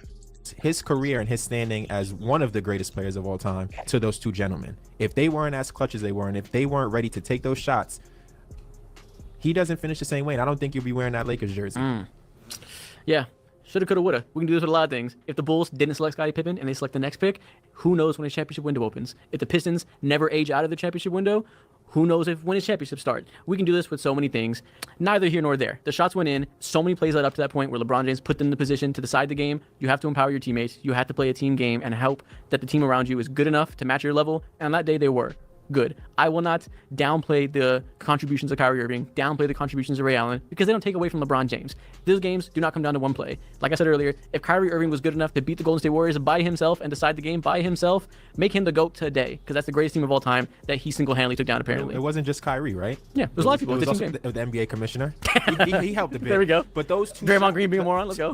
Hey, listen, man. Dre makes some mistakes, but we're going to forgive him, right? Okay. He likes to punch, he likes to kick. Everybody has problems. But we got to keep it real. You have to be authentic, right? Yeah. I know you're a super fan, and I'm a hater. I'm not a super hater, but I can hate when it's time. You know that if those 2 shots don't go in, LeBron James, the discourse that we're having is completely different. And it's not really shoulda, coulda, woulda. We literally watched it. And the next morning, on every single debate show, what clip was being shown? We did see the block, but the most important clip of the night is the shot, right? Yeah, we did see the block. We did see the block. You like to slide things in like they're irrelevant. The block is just as iconic. I didn't call it irrelevant. If it was irrelevant, I wouldn't have mentioned it. Okay, fair enough. It was important. But Equally the block so. didn't win the game. The shot wins the game. Chris Bosh chipping the ball out to Ray Allen, that's the play that won the game. So he owes a lot to a lot of people, right? When it came down to those 2 biggest moments, LeBron James relied on the players who were ready to take the shot. And that's it. Everybody owes a lot to all their teammates. I think it's a quintessential Jordan fan thing to act like that's a downside. When in reality, it's the whole system. It's a team-based game. To pretend otherwise is to not live in reality. And I think any rational fan should realize that nobody does it alone. And to even entertain the argument as if we should pretend that LeBron did it alone is just missing the forest for the trees. All right, so let's revisit. Right, I don't want to really hear her, but to CJ's point, he said, if Bird back didn't go out, how many rings do Mike or Isaiah get? Like a lot of people need to be real about that. When Jordan started winning, all the people that dominated the league started aging out. They started aging out. Isaiah was gone a couple years. That's a couple years after Jordan started getting going. Fucking Larry was gone. Magic, you already know what happened with him. He was gone. Like, all the old heads used to beat him in his head all the time and take his lunch money. They were retiring out of the league. LeBron came into a league where it was Kobe's league. Let's be real. It was Kobe's league. Shaq was still up in that bitch doing his thing. But like, let's be real, man. Like, he didn't come in when people were aging out. These dudes were still Shaq. He aged out a little bit, but Kobe was still there battling in his prime. Kobe was in his prime. Curry got to his prime when LeBron was in there. Like, come on, man. You right about that. Jordan might not have got some shit if Bird back then went out. Isaiah them and all them motherfuckers, Magic and all them had to retire. See, he said if Jordan didn't retire, does he beat the Rockets? I don't think they would have beat the Rockets, be honest with you. That dream shake, I don't know what they would have did with that. Kukoc wasn't guarding that shit. Those 2 super important plays. With or without right? the PEDs. Yeah, well, I got to quote something, okay? Okay. I want you to tell me what you see in common in those 2 shots on the play call. You ready? So for the Ray Allen 3, rebound Bosh, back to Allen, his 3-pointer, bang. Okay? Second one. Okay. Irving and Curry, 1-on-1. Irving puts it up. It's good. Kyrie Irving from downtown. What do you see in common in those 2 calls? Mike Breen? Yes, but they don't have your GOAT's name in it. Oh, that's a good How one. does that affect his legacy? Does Mike Breen hate It's LeBron? not in the two most important moments of 2 of his rings. And you know what else? So how does it affect his career? You know what else? How does it affect his legacy? It means he's a loser. Whenever he got the block, Mike Breen didn't say block by LeBron. He said block by James. He diminished him by not saying his main name. We might have to expose Mike Breen. You better take that up with Mike Breen. Hey, Mike Breen's on your side. I'm not Mike Breen, but here's what I can tell you. LeBron raised a generation of losers. Okay? Who did Tom Brady say he was chasing? It wasn't LeBron, the same guy who was playing in his time. It was Michael Jordan. He's chasing Michael Jordan. 4 and 6. Let's just expand it out a little bit more. Let's put it out a little bit more, okay? Okay. You said Tom Brady said he was chasing Michael Jordan. No, why? Because Michael Jordan came before LeBron. He came before Brady. Yeah, you're going to chase the most recent motherfucker. What are you talking about? 8-8 in FIBA, Olympics, NBA. I mean, if you want to compare legacies, then you got to compare it to the GOATs, which is 11-0 in NCAA, Olympics, FIBA, Jesus NBA. Christ. That's a winner. But if you want to be like the rest of America and like LeBron's NFL team, the Cowboys, who are also losers, this is the generation that we're raising. We'll get you on first take today. 4 and 6, 8-8. How does that not affect? But we're stat stuffers now. We don't care about winning. It's LeBron's generation. Also, one more thing. If it doesn't affect his legacy, then how can someone else be the greatest winner in his time? Steph Curry and the Spurs are the kings of LeBron's generation. What we in the biz like to call that is understanding that it's a team game. That's borderline buzz for that term. Let's keep going. I'll let you What we slide. like to call that is it's a 5-on-5 game, and then we understand that. And then we know that if LeBron James played with Kevin Durant, Draymond Green, Klay Thompson, that wouldn't be a conversation we're having. They didn't win because Steph Curry is the king. They won because Steph Curry got to play with the other best player of all time, who got drafted next to the perfect complementary players to build the greatest regular season team of all time. LeBron played with 26 All-Stars. I don't know. That's a pretty good hit. 26, like Darren Williams at age 36, Isaiah Thomas at age 36. 26. It's a big number. So you got nothing to say. It does affect his legacy. Did I say that? He's 4-6. Does it affect his legacy? Do I need to repeat the same arguments? Do we need to go over this again? Yeah, they just go to the team thing. They're like, it's a 5. Oh, the silly little team thing. Dude's a loser. The silly little reality of 5 players on the court. I hate that. Okay, last topic. LeBron is. I don't like her arguments. The GOAT. Men lie. Women lie. Numbers don't. Michael Jordan. Man, look, I just don't like his face. I don't like his face, man. I don't like his face. That ain't right. That ain't right. It ain't right. Yeah, his face ain't right. Jordan has a better PER than LeBron James. He has a higher offensive and defensive box plus minus. Okay. He has a better win share per 48. Okay. So, Michael Jordan is more efficient, better at offense, better at defense, and contributes to winning more. So how would he be better? Tell me. Well, I don't know how many of those are true. I didn't write down a bunch of numbers for this. It's true. Trust me, it's true. He's not more. Michael Jordan was not more efficient than LeBron James. Never ever happened. It's not more efficient. Efficient, true shooting percentage for all their prime years. LeBron's better. I'll give that to you. Leading teams to higher offensive ratings or on-off numbers. If you want to get in the nerdy numbers game, this is not a game you want to go down. I did. LeBron has a higher on-off number of how he impacts offense and defense. His on-off swing is higher than Jordan's. I don't know about their team offensive ratings year by year. I didn't look for that. Yeah.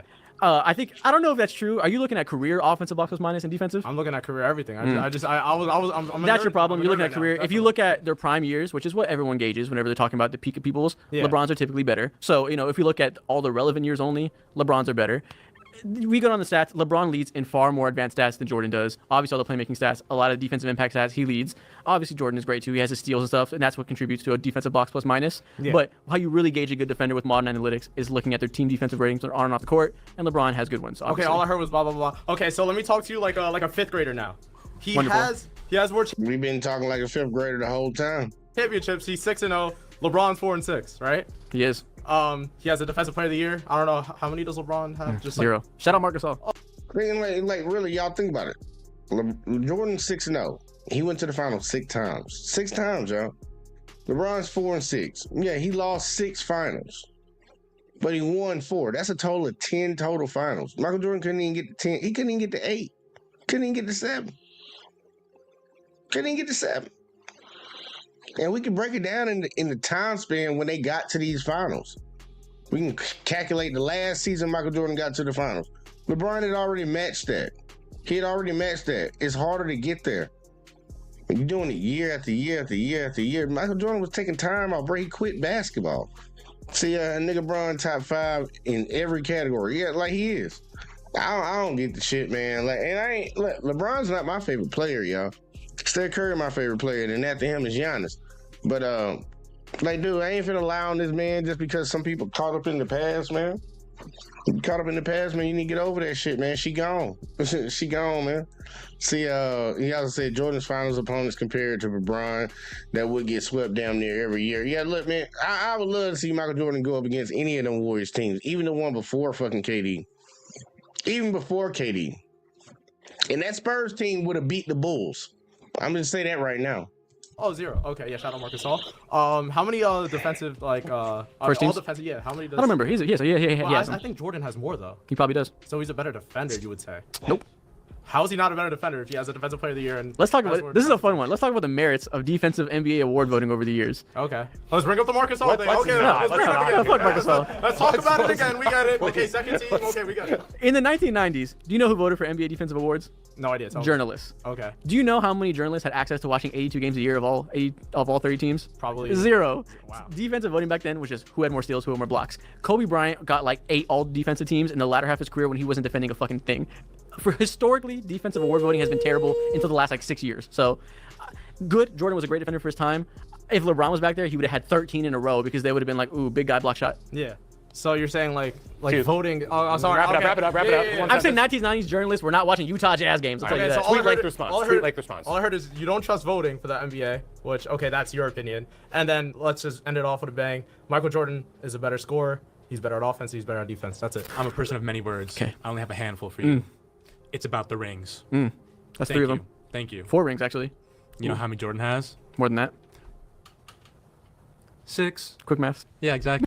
Can't trust a man that paint his nails. And how many does your GOAT have? That many. Less than 6. Woo! Subtraction. Bada bing, bada boom, baby. I'll leave it on this. How is your GOAT going to get clapped and clamped up by Herb Jones, first team all defense? Thank you.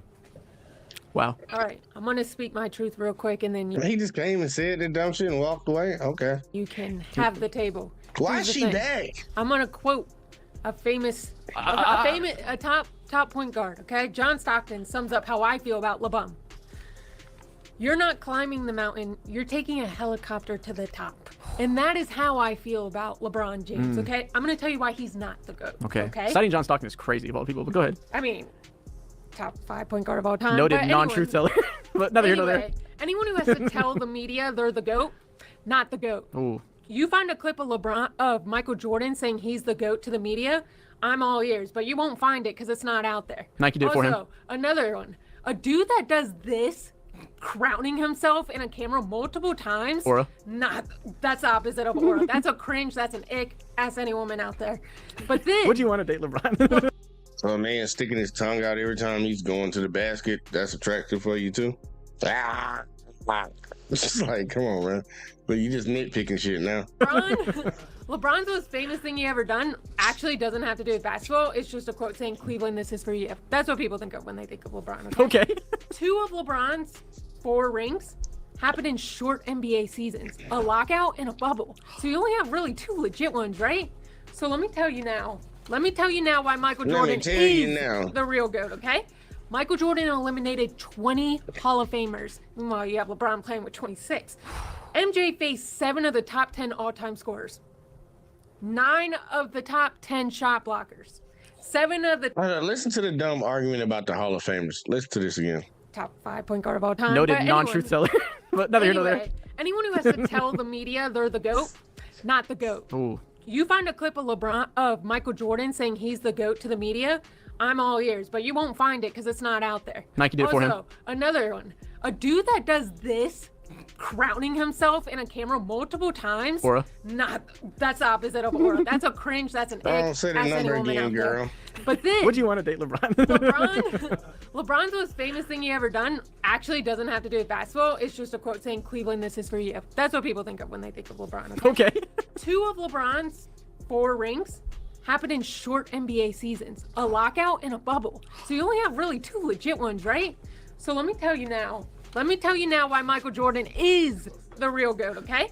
Michael Jordan eliminated 20 Hall of Famers. Meanwhile, you have LeBron playing with 26. Michael Jordan eliminated 20 Hall of Famers. Jordan played during his era, and he played against the best players in the league during that time. Most of those players during that time that he played against are Hall of Famers.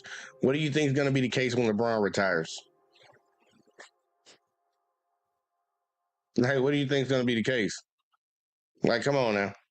These dudes are going to be Hall of Famers when they retire. Steph's going to the Hall of Fame. Clay's going to the Hall of Fame. Draymond's going to the Hall of Fame. KD's definitely going to the Hall of Fame. Like, what are you talking about? Jason Tatum, all them boys going to the Hall of Fame. Like, what are you talking about? All these players are going to the Hall of Fame. Like, what's the number going to look like when LeBron's retired? And then those players actually retire. What do you think might possibly happen? That's stupid. That's stupid as hell. See, the block before that, yeah, she just skip over shit. They act like that block didn't happen. They faced 7 of the top 10 all-time scorers, 9 of the top 10 shot blockers, 7 of the top 10 all-time assist leader. 8. Girl, all you gotta do is just wait. See, she naming shit that, like, baby girl, all you gotta do is just wait until LeBron stops playing and all the people that he played retire. These numbers are future stats. These are future stats. Jordan can get them now because everybody he played against is retired. Let's wait till everybody LeBron played against retires. I bet the numbers are going to be warped in a completely different direction. Like, what are you talking about? I don't know what this little girl talking about. 8 of the top 10 all-time steals leader, right? So for anyone who's like the 90s wasn't good basketball, you don't know what you're talking about. Well, he also prevented many NBA legends from winning a ring. Hold up, it wasn't, and I showed it. Opposed to LeBron, who Steph Curry and the Spurs won during his time. And then Michael Jordan is the only player to win a regular season MVP, NBA Finals MVP, first team All-NBA, first team All-Defense, scoring title, lead the playoffs in scoring. No one else has done that. Michael Jordan's done it 4 times. 4 times. And we could go through the other stats, the ones, you know, everyone knows, which is 6-0. This is a great Wikipedia article, by the way. Here's the last thing I'm going to say. In 13 full seasons, which Michael Jordan played, he has 6 rings, 6 finals MVPs, 5 league MVPs, 10 scoring titles, 1 defensive player of the year, 9 all defensive first teams. And if you put KD and LeBron's careers combined, this is what you get in 38 seasons. 6 rings, 6 finals MVPs, 5 league MVPs, 5 scoring titles, 0 defensive players of the year, 5 all defensive first teams, and 7 teams played for. That was a wonderfully well-researched essay. Which part do you want to respond to? Because that was 1,000 things. Numbers don't lie. I mean, I'm just going based off stats, and that's all you really need for this argument. So the cumulative stat thing is irrelevant because, of course, he went against people that are high on the list because their careers are over. Many of the people that LeBron has gone against are still going. These people are going to be up there eventually, but their careers are still going on. So that, irrelevant. Other people won during LeBron's career. Great. Do you think if Jordan didn't retire, he'd win 8 straight? I think he got bored, so he retired. Do you think we would win 8 straight? Yeah. Great. I don't think anybody's winning 8 straight championships. So congrats, he was able to go take a break. We pretend he didn't play in 1995 for some reason. I guess neither here nor there that he lost in the playoffs to, at the peak of his powers, to Shaq and Penny.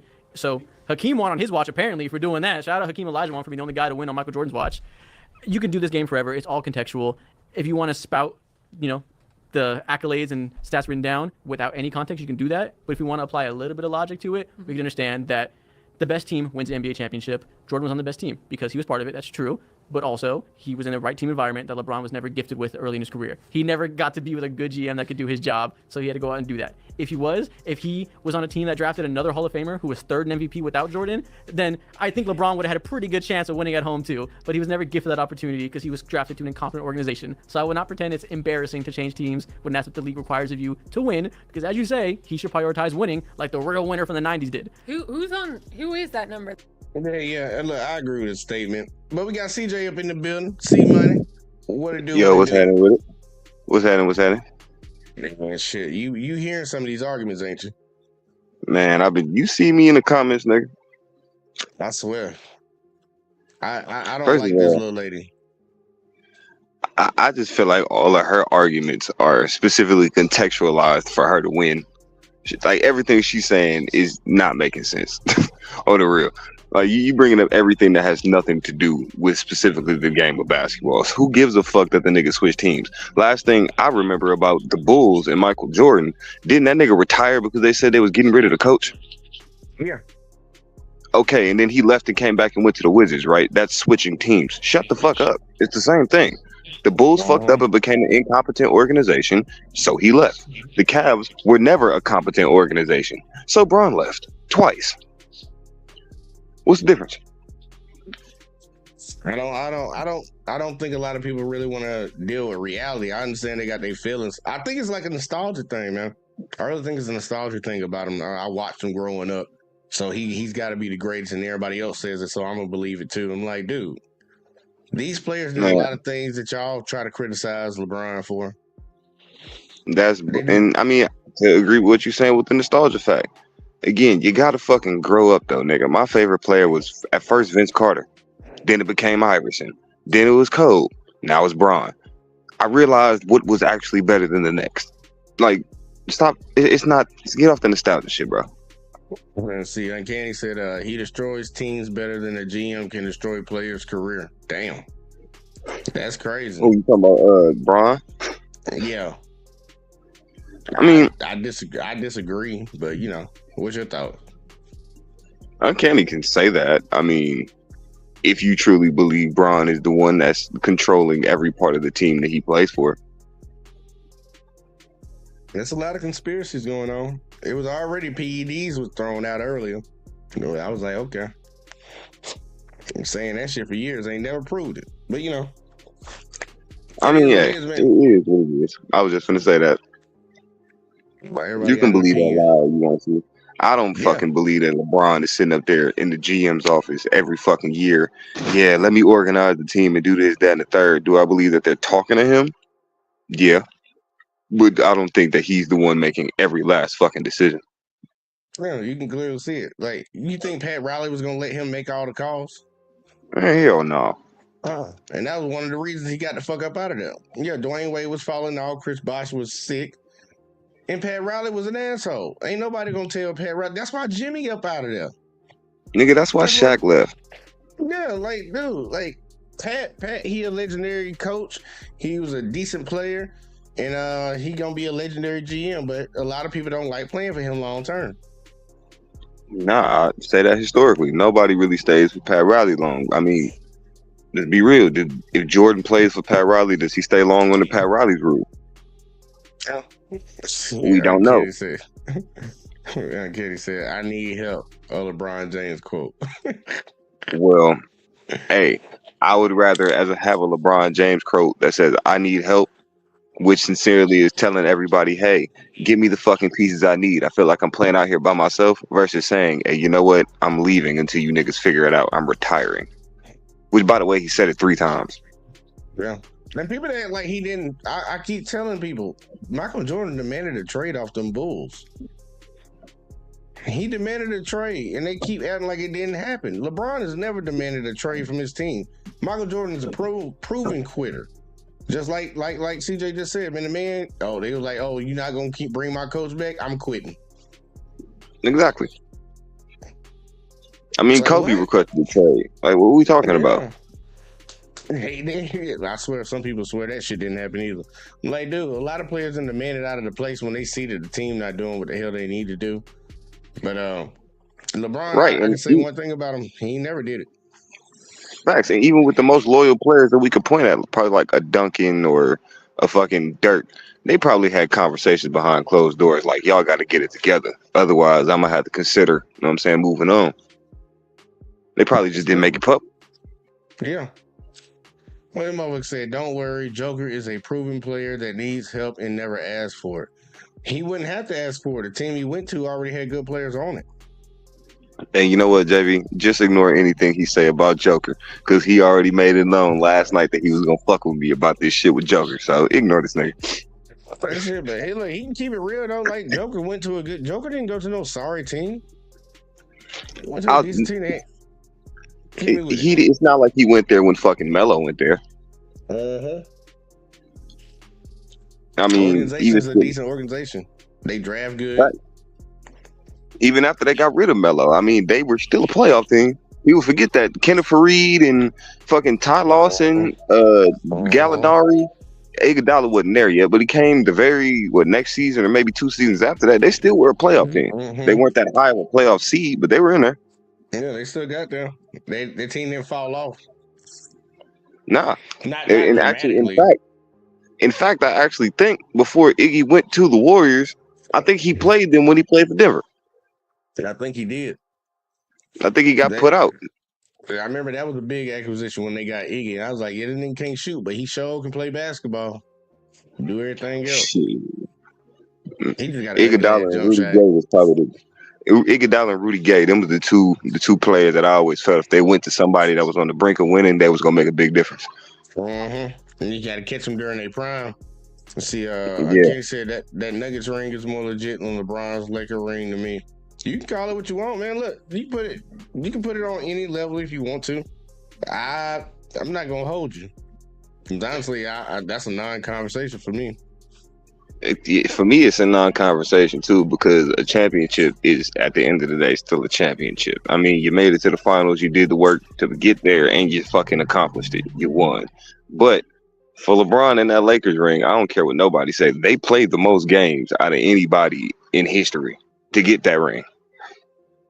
They damn sure did. And then on top of that, look, I'll say LeBron has the greatest championship in NBA history. Yeah, you could say fucking the Lakers one isn't, but you can't say 2016 is not. I think that's the greatest fucking championship in NBA history, hands down. But we gonna let little girl keep talking, man. She got something stupid to say. And they actually got judges for this, so they gonna make their ruling at the end. But I already know which way I'm leaning. Or that LeBron wears. Yeah. Who is it? Oh, his number? How are you gonna call that man the GOAT who looks up to the real one? Listen, anybody smart respects their elders and understands where they came from. Wait a minute. No. Fuck, no. Tom, I get what he's saying about respecting the elders. He gonna basically say what I'm gonna say, but fuck all that. Did Jordan not always talk about respecting Julius Erving? Yep. Did he not always talk about respecting Magic and Bird and all? What the fuck is she talking about? They swerving down that this man didn't idolize other people. Didn't look up to other people. He was just his own man. Jordan even has fucking interviews where he's talking about praising Wilt Chamberlain that most of us don't even believe actually scored 100. So what the fuck? What are we talking about? Look, man, she goofy, bro. she a goofy one. Come up. All I'm saying is, if you watched Michael Jordan, LeBron James, you come out of there saying Michael Jordan's the GOAT. You got to play a lot of defense, right? I want you to play some offense. Can you give me the argument of why LeBron James is the GOAT? Because I didn't hear it in the other responses. Okay. I think first of all, I think he's the best player of all time. You look at peak, longevity too. I know the longevity argument is the easy one. It matters. It's not the end all be all to me. I do think peak matters just as much, if not more. So we'll say that up front. He's this good, this late. That adds something to it. Mm-hmm. But what really matters is how good you are at the best version of yourself. And at the best version of himself, he is the best mix in NBA history of scoring, passing, defense, making people around you better while being the guy that can lead your team to the highest level. He is not Magic Johnson as a passer, because Magic Johnson's the best passer of all time, but he's close. He's in that realm, and very close, if not even, with Jordan as a scorer. Whatever metrics you want to decide, they are clearly probably the two greatest scorers of all time, with Shaq, Kareem, whoever else. Combining those two things is something very few players have done in NBA history. Only other players who are arguably the best passer and best scorer in the NBA at the same time is maybe Larry Bird, maybe Nikola Jokic now, and like regular season James Harden. But we know Nikola Jokic isn't that good of a defender. LeBron was elite. James Harden couldn't translate into the playoffs. And Larry Bird, if you want to put him in the GOAT argument, go ahead. All these things and talk about the full package of a player. LeBron's the only one that checks all those boxes. Regular season, playoffs, passing, scoring, defense, rebounding, all of it. There's really no flaw. You can nitpick on certain outcomes of games that are going to diminish a legacy. Great. Nobody's legacy is decided by their worst moments or their best. It's cumulative, what you did over your whole career, 3, 4, 5 year peak, whichever you want to recognize. He is the full well-rounded package. And while obviously he doesn't have 6 rings, he has 4. You can go back and forth on if you think 6 or 4. Obviously 6 is more. If you think that's the end all be all, fine. I like to think contextually, and I realize that there's a lot more factors other than these two guys and what they did that contribute to those ring counts for the teams they played for.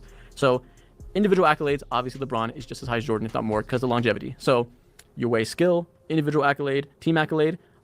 LeBron has 2, Jordan has 1. Nitpicking, I'm going to go with the guy who's simply the better player all around, because I think the accolades are close enough that they're in the same realm. And in some ways, I value individual accolades more. Okay. Any disagreements with the argument? I can't disagree with the argument, but the only thing I will say, this is just my personal opinion, and I know somebody going, oh, well, how can he be the GOAT then? I would say Bron arguably does not have the greatest peak, because you still got to look at Jordan averaging 35.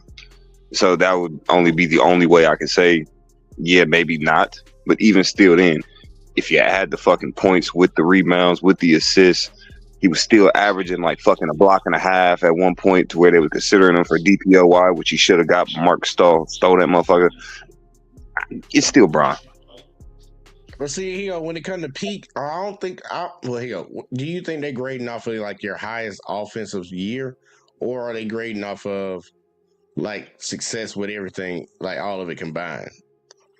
See, that would have to see, and that's where I would have to say it depends, because if you're saying all of it combined, you could still argue for Jordan and say that one year that he had the MVP, DPOY, the Finals MVP, and he got the chip at the same time. But even still, then the chip itself, you got to knock that off because that's a team accolade. Like, fuck that.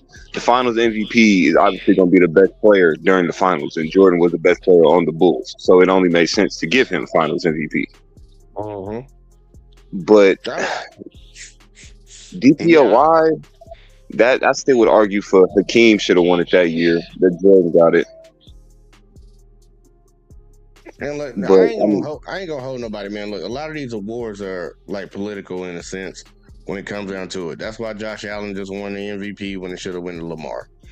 Like, Jordan probably should have won more MVPs than what he won, but we can definitely argue about the defensive player because Hakeem was cooking that year. That motherfucker was sending shit to the Raptors every game. So I'm like, it's journalists vote on it. He already didn't display that. Journalists vote on this shit, and it's an opinion. It's an opinion award depending on how you go down to it. And some of these awards are weird because think about it. Steve Nash won MVPs over Shaq. And Kobe. We all know that. Yeah, we all know that's some bullshit.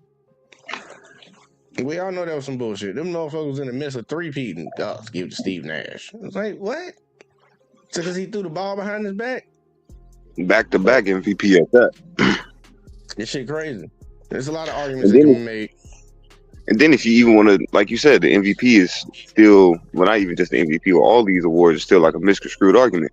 Because when Dirk won it, the argument for Dirk not winning MVP was the people who got MVP before that, you're supposed to get the MVP after you get into the second round. If you don't make the second round, you don't get MVP. Dirk and them got put out by the Weebly Warriors that year. Yep. Turn around. Get up out of here. This shit, it's interesting the way they try to grade this shit. Let's see. He got to push back on this man's argument. I think he laid it on the floor, and I think the most important thing that he said is best overall player. Because that's what I grade on. I'm not just grading on one person does this one thing the best. Like a motherfucker that can do a lot of things good adds up to me, especially when you're doing it at elite levels. I'm like, now let's see what he got. I agree with some of the things you said. We get the basis of your argument, but what I don't agree with is the player you decide is the GOAT based on those things. Okay. So you said we're looking at players at their peak. At Michael Jordan's peak, he was Defensive Player of the Year. He was MVP of the regular season. He was Finals MVP, and he three-peated. I knew that means that at the peak of his power, there was no player. Yeah, so they go into a singular season. I ain't gonna hold it. If you want to go to singular season, Michael Jordan probably did have the greatest season. Yeah, because I think that year he still averaged like 34, 35, something like that. Yeah. I grade peak over like a period of time, 3-4 years. What do you do at your highest peak? That's how I grade peak. But in a singular season, I get it. In the NBA, who could touch him offensively, defensively, or what he was able to bring his team to. At the peak of LeBron James' powers, whether you want to start with the Miami Heat and then go into the Cleveland years in 2016, he was never able to three-peat. Right? He was never able to be the best offensive and defensive player in the NBA. He has never done that. So if we're going by your definition, why the fuck hasn't he ever been able to three-peat? I mean, let's be totally honest. The year that he actually had a chance to fucking three-peat, D-Wade failed him. Coming that year against the Mavs? No, against the Spurs. Oh, okay, that last one. The last one, D-Wade was going it out, like he was going on his last leg, and on top of that, the Spurs shot a historic numbers that year. Those are still finals records to this day. Green and Ginobili, they were dropping them things. Right, but I think Danny Green averaged like maybe 5.5 threes that entire series. Boris Diaw averaged his fucking season, like not fucking season, his career high 3 threes a game. Yeah, that's why we got Mario could not guard Parker. Hell no. His life. Parker was over there dribbling on his goddamn knees, fucking hitting fadeaways. Exactly. And then once they got Kawhi to get the switch from get Braun off him, Kawhi he could do whatever he wanted to. I'm gonna be honest. There's barbecue chicken out there. Yeah. The Spurs, they were a better team. Yeah, the Heat team was deteriorating, man. The Heat team was stacked on the top, but when it came to everybody else around them, they really didn't have enough. They were grabbing old motherfuckers and putting them on the team, people that were about to transition out of the league.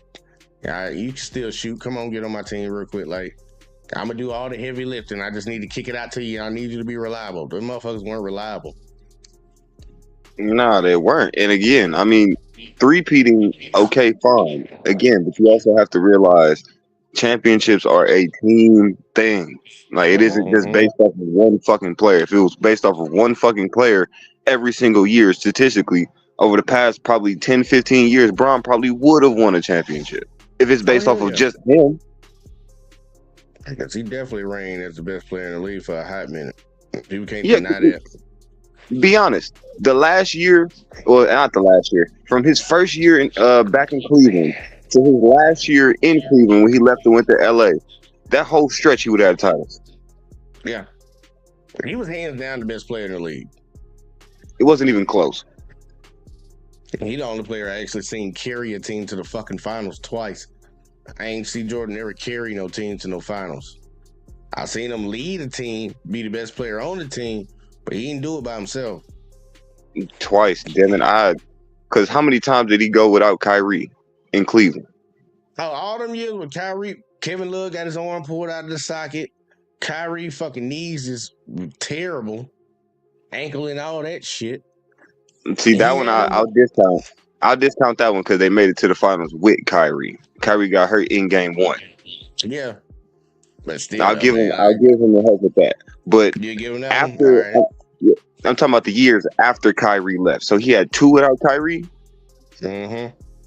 Okay, then he drugged 3 teams to the finals, JV. 07 and then those last 2 years without Kyrie. That shit crazy. The motherfucker be tripping. Like, oh yeah, D-Wade on team. D-Wade was past his time. Yeah, J.R. Smith, Thompson. Then the motherfucker had Dellavedova running point in the finals. Dog, if you remember the finals graphic, on the Warriors side, it was Steph, Clay, and Kevin Durant. And on the fucking Cavs side, it was LeBron, Kyle Korver, and fucking Tristan Thompson. That make it make sense. Don't make no sense, man.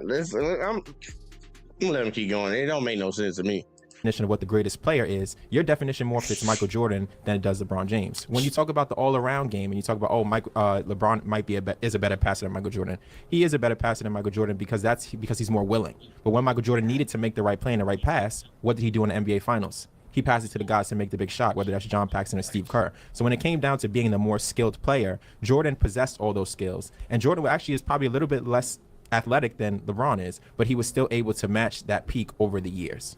He was untouchable. I don't think there's ever a point in LeBron James' career at his peak where you could say this might be the one knock. I would argue Jordan would be a little bit more athletic, but just because Bron's a more willing passer and Jordan did not pass the ball as much, still does not override the fact that Bron is a better passer than this nigga. Doesn't. Just because one person was a ball hog and shot all the shots don't mean shit because the other person that passed to somebody's wide open. Exactly. If you can only point to 2 times that's happened, and even though it's happened in the finals, cool, but you can only point to 2 occasions. Think about it. They point to 2 occasions, the prop Jordan up, but then when they go to LeBron for doing the exact same thing, they give him a negative. Exactly.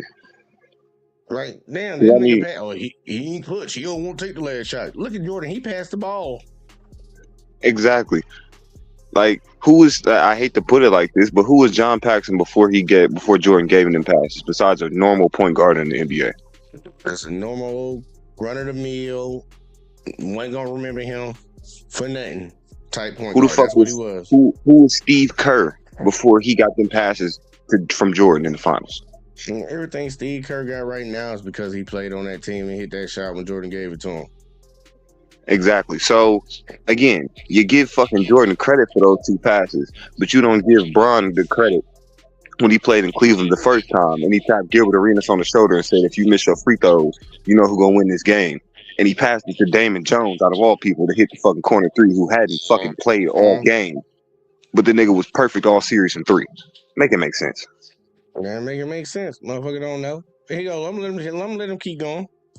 he's untouchable because he was in a lot of the years he won NBA Finals, he wasn't even favored. He was the underdog. So that means Vegas agrees that he is not the most feared or the best player, and he really wasn't able to elevate his team consistently year over year, which is one of the reasons why we see that he jumped ship. Okay, so the only difference between him not having that DPOY Finals MVP thing is he happened to be 2 votes behind Marc Gasol. If your metric of somebody being eliminated from this convo is because 2 people decided to vote Marc Gasol, then I guess you got it. I guess that's the blemish on his career. He never won DPOY. Sorry, he was second. Still first team all defense. Still the best player at his position defensively in the entire NBA. Somebody just decided they want to go for a center more because center's more impactful, which they should have did in the 90s too, but people were less smart back then, had less years of discourse to realize that, centers impact defense more. People didn't know at the time, but over time, people understood more about the game, and now that's why you see bigs win. If Jordan played today, he wouldn't be racking DPOYs. I'm sorry. That's just clear reality. Outside of that, you mentioned that he wasn't favored to win. It's a blemish against LeBron. Like Vegas saw LeBron and was like, I don't think you got it. He happened to go against the single most successful regular season team of all time. If any other team went against that team, they probably wouldn't be favored either. So I'm not going to pretend that it's a negative that he won as underdog. If anything, I think that's a positive because he was able to win when his team was simply inferior, as the best players should do. And that's the time. He also wasn't favored against Russell Westbrook and Kevin Durant, who were both under the age of 25, right? Because they felt that the Thunder team was better. So although he did prevail, he wasn't favored, which means he wasn't really the best player offensively and defensively. And didn't think that he was able to bring his team to that height. Yeah, I don't get why he keeps mixing up individual arguments with team arguments. See, and that's what people always do with this fucking Jordan LeBron argument. Even the last guy that you brought up with all them fake ass rings he got off Temu, dog. So what? If Jordan did not have, actually, that ain't no Jordan. If he did not, when he did not have Pippen, what happened? When he didn't have Phil Jackson, what happened? Okay, then.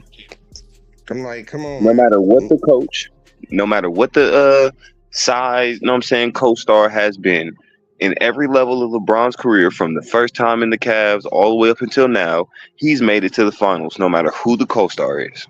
Granted, he's had years where he's missed it, but hey, it is what it is. The nigga went to 10 straight, starting from Miami to his last day in Cleveland. What are we talking about? It's just nonsense, man. It's just nonsense coming out the ass. They be shit that shit out their mouth, man. I swear. Now, you already saw my comment about every Jordan opponent that he faced in the finals, them motherfuckers had no chance against LeBron's finals opponents. I know Jordan went to 6 of them. I know Jordan went to 6, so fine. Let's just take LeBron first 6. It's over. The comparison would not be the same. And if Jordan had to go up, like you said, if Jordan had to go up against some motherfuckers that LeBron went up against, he might have beat the Mavs. He might have beat the Mavs, but he wasn't gonna beat the Spurs. Not damn time. See, no, Jay, before you go to when those players play against Jordan, right? You got to look at who Jordan played against the finals and ask yourself, would the opponents that Jordan faced in the finals, would they even have a chance against LeBron's opponents? Hell no. No, hell no. Man, the Jazz, the Supersonics. Didn't he beat the Lakers his first one, right? He beat the Lakers, then he beat the Blazers, then he beat the fucking Suns, then he came back and beat the Sonics, and he beat the fucking Jazz twice. I'm like, man. I'm gonna show it again, yo. I'm gonna show it again. Matter of fact, I'm gonna show it again right now. Fuck that shit, cause like this argument is disgusting. Yeah, the revisionist history about who these people are playing and shit. This is the fucking 98 finals, man. When they played the Jazz. Look at this superior offense. Look at this extreme suffocating defense, and watch how this shit played out, man. Like, literally, watch how this shit played out, because a lot of people got this fucking memory in their head that ain't fucking true. I'm gonna mute up because I'm gonna mute up because I'm gonna end up laughing probably half of this clip. Yeah, watch this shit. Oh, my bad. I'm trying to 4.5 minutes for Utah to end the season or prolong it. Stockton, 5 seconds to shoot. It's Hornacek. Malone. They'll bring it back out. The jumper by Carl. Utah back in front. Great. This is a great offense they talking about in this era, y'all. Hey, and you know what's funny, JV, about that whole thing? You know, there's no double teams. Like, that shit was illegal back then. Yeah.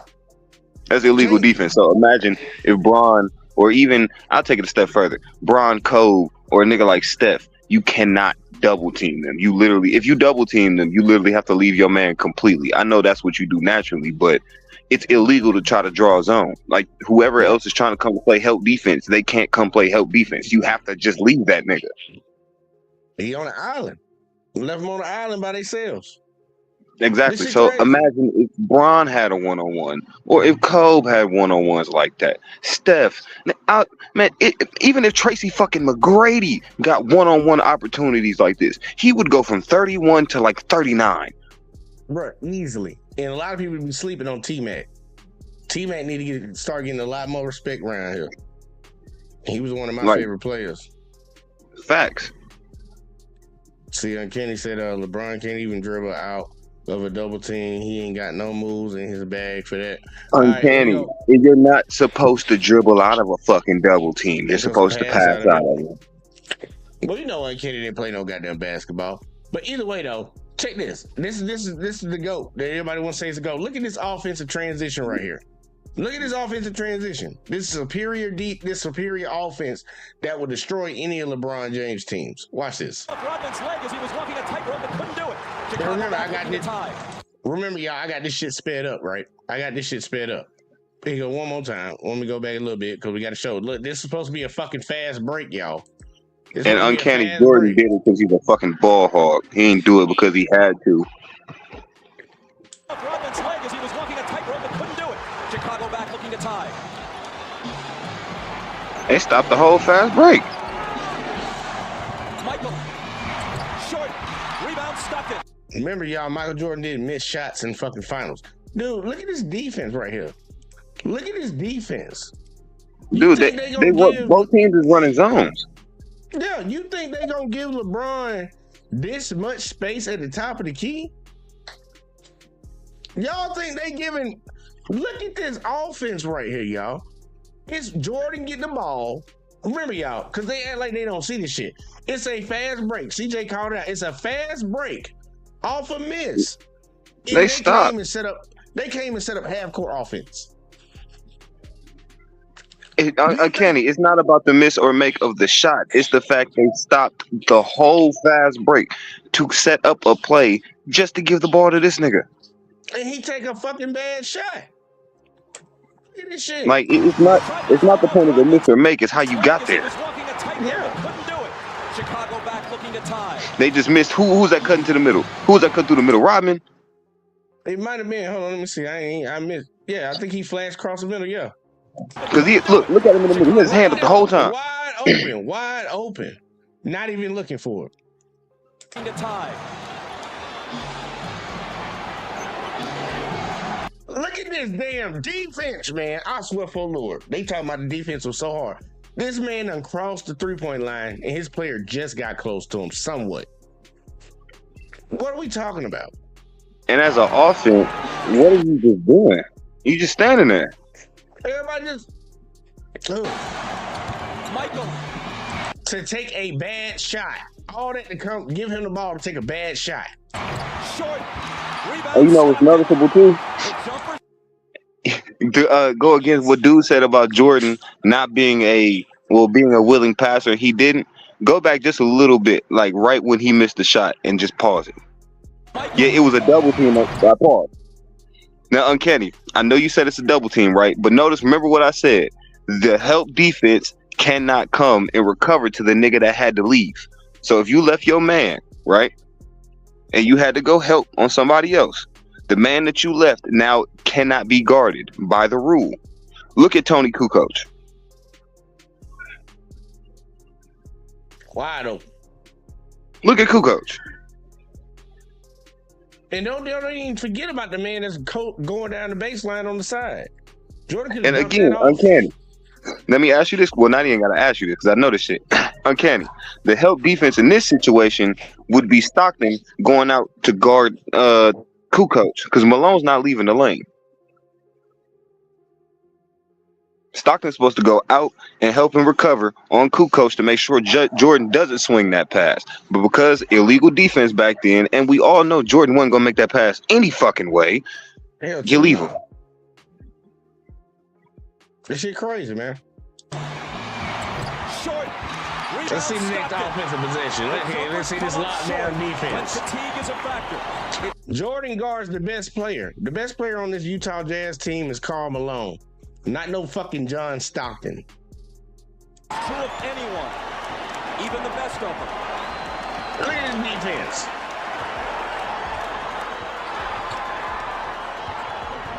Rodman got in front and knocked it loose. Rodman got in front of it.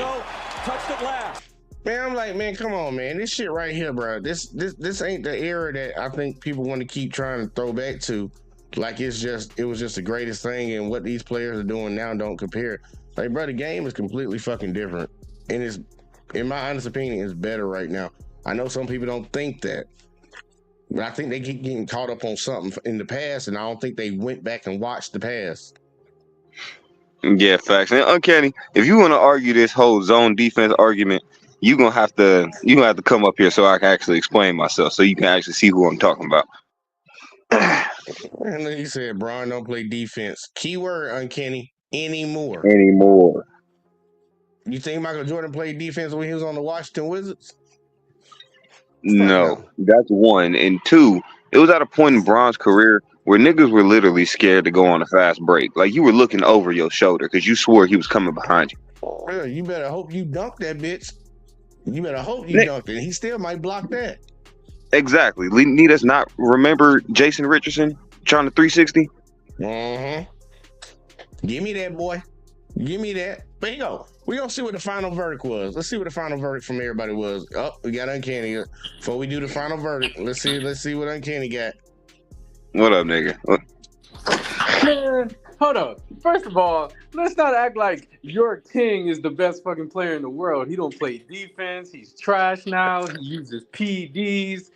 What are we arguing about? How do you know he used PEDs? Because the dude who gave Peyton Manning his PEDs also said he gave it to LeBron. Okay, just because I said I did something is true? Well, let's look at facts. Did Peyton Manning get caught? Yes. 2013, Peyton Manning had a career high 55 touchdowns. The next 2 years, he went downhill after they probably told him in the back, you can't use this drug no more. You're going to ruin your legacy. All of a sudden, LeBron, who is 40 years old, is playing like he's at 34. Come on, man. Hey, you know what's crazy, Uncanny? Y'all had this same argument when Brown was 35, and y'all was saying he was playing like he was 28. The man uses PEDs. Y'all had the same argument when Brown was 30. Y'all was saying he was hooping like he was 22. Y'all said it was PEDs. And he still has not to this day tested positive for the motherfuckers. Please tell me a fact. Okay. And when earlier this season, there was a time when LeBron was playing like shit, and then all of a sudden he left, went to Miami, came back, and all of a sudden he's playing like his all-star. Okay, that is all speculation. Again, give me a fact. Well, we can't use facts because they can't drug him, and we'll never know. Uncanny, give me a fact. Okay, you skip past the PED shit. Give me a fact. Okay, let's do speculation, right? Because I can't give you a No. fact. I don't want to hear speculation. I want to hear facts. Okay, so when the other LeBron night going to Miami and fucking allegedly fucking taking PEDs and then coming back is a fucking accusation. That's not a fact. So every time they do accusations, these are not accusations. This is false accusations. And okay, so every time in the NFL, when somebody had a great game, like Saquon Barkley or who wasn't in the NBA the last time he had like 40 points and they drugged him. LeBron had a 40-point game and they didn't drug LeBron. So how do we know that? Jamal Crawford said he got drug tested when he scored his 50 in Phoenix. LeBron never gets drug tested because it will come out that he's using PEDs. Okay, how do we know that? LeBron's not retired. Jamal Crawford's retired. Okay, when it comes out, we're just taking 10 years away. Saquon Barkley, the NFL willingly gives that information out. So And when no, go ahead, I can't keep going. so when the PEDs come out, and let's just use a what if, because I guess I can't back this up right now, but it will happen soon enough. So Why do you believe that? Because he wants a hope and a prayer to happen. Keep going, Uncanny. It ain't a hope and a prayer. The man is It's a 40 hope and a prayer. fucking 1. He's 41. Wishing on a Okay, falling so star. when Jordan was fucking 40, averaging 20, what did we say he was PEDs in? But you could tell Jordan was on his last legs. There's a difference between But LeBron was and he Jordan. not averaging 20? It was a few games. Do we not remember him probably having 55? Hang on. We gotta make sure we put this in context. People are saying that LeBron is on his last legs. They're just surprised what his last legs look like. Bro, they've been saying he's been on his last leg since he was 33. What are we talking about? Like, He gonna move Why are in we his still bag surprised anyway. with this? And Uncanny, you talking about him dropping numbers and they not drug testing him. Let's say they didn't. Maybe they didn't drug test him on a night when he did what he normally does. LeBron normally has big nights. I just want them to drug test him every week, and then we'll find out. Every week? Yeah. Nigga, do you know that's against fucking not only HIPAA law, 1, 2, that's against fucking the union policy under any fucking job force. What are you talking every week? Yeah, until we find out that he's not on PEDs, because My God. Well, Uncanny, you have to operate under the pretext that he's not on it because he's never tested positive for it. I think. And if you was gonna have this argument, you should have been screaming this shit when motherfuckers was in Miami. I think the NBA is hiding this under the rug. They don't want to destroy his legacy and the NBA's legacy. Just like the NBA didn't want to tell everybody Michael Jordan was an asshole. Yeah, Just just in like that. Yeah, No, okay. It's not like that. It's not like that. I can't. I was just throwing that out there to see if you would jump on that. Oh, And why you don't agree like with it. LeBron? Yeah, why you don't like LeBron, man? I want to What? know. Why you got all this smoke for LeBron? What did he do to you? I don't have no smoke for LeBron. I just think he's using PEDs. But why though? Because I've never seen a player that plays in his 40s and can average a triple-double. Or close to He's it. not averaging a triple-double. He's never averaged a triple-double. Chasing ghosts. He's done. Like, he did it in the finals, but not throughout the regular season. Bro, doing it this regular even his fucking 27, 7, and 7. He's never had a game in his career where he's had 27, 7, and 7. I've seen him average triple-doubles this year, trying to chase the great. Bro, You uncanny. can't chase. You can't Did chase Michael somebody you Jordan already not passed. have 50 in a Wizards jersey? Yes, he did. Did he not average 20 in a Wizards jersey? It was close to 20, but I really think it was 15. It was but 20 on the dot. It was 20.1. Yes or no? yes, he did. Okay, so what the fuck are we talking about, dude? I feel like LeBron passed his stats. Bro, nigga, now you're just creating a whole different fucking narrative and a different argument. Because at the same thing you saying right now about Bron playing at 40 is the same thing that they said about Jordan when he was playing at 40. We've never seen a guy play at 40 and average these type of numbers until Jordan did it. And then I was saying it again, now that Bron's doing it. So what? Most niggas when they get most people when they in the NBA get close to 40, they are dog shit. Except for LeBron, which is why I keep saying his PEDs something happening. God. All right, so Jordan was smoking some PEDs inside of the motherfucking cigars. You got it. Probably. So now next to my next comment, my next topic. I feel like at the end of his career, Joker will have as many rings as LeBron and surpass LeBron in the GOAT conversation. Man, will you stop this foolishness? The man only got one right now, and I don't think Joker's gonna be playing much longer. I give him probably about 6 years. Jeez. If you think that LeBron at 40 is great, wait till Joker at 40. We're gonna Joker ain't gonna play that long. Joker He's not gonna gonna play till he's 40. He's gonna play 45. Dude, he ain't gonna play that long, and I'll tell you why he ain't gonna play that long. Joker, basketball is not his number one love. Thank you. He doesn't care. Imagine if he did care. This is Nigga, that's if he doesn't. Nigga, if my grandma had a dick, she'd be grandpa. Like, what are you talking about? I get it with this. What if? Like Joker what at if 40 will surpass LeBron. I feel he like won't be in the he won't be in the He's league. not gonna be in the league when he gets 40. He does not care, Uncanny. He's made it known that he does not care. Joker is gonna be the last player to three-peat. Let this dude win a championship and say, "Man, when can I go home?" Oh, we gotta go do. How you gonna say he's the last one to three-peat? How you say the last one to three-peat when the nigga ain't even made it back to the finals since his first title? This year and the next 2 years, he will three-peat. Man, I don't know why you think You that. still got to get past Boston. First of all, that's if they make it to the finals. That's one. Two, these niggas still got to make it past OKC, who've been storming. They still got to make it past a young Houston Rockets team who's not giving up on motherfuckers. You still got to get past, even though Anthony Edwards, the Timberwolves not having that good of a season, you still can't push Ant out the way. Like, stop playing. Gotta get past my Warriors. Don't forget my Warriors. Your in-play Warriors is not gonna beat Joker. Now listen, Then you better wait. Joker in the Nuggets, you know, it's kind of like Otis. I'm sorry, David Ruffin in the Temptations. We all came to see him. Joker is going to light it up these playoffs, and we will see greatness. And we will not talk about LeBron anymore. I can't wait for the day LeBron is gone from the NBA, which is this year, and his son. You are a fucking hater. Can I finish my statement, please? I'll let you finish hating. Okay, so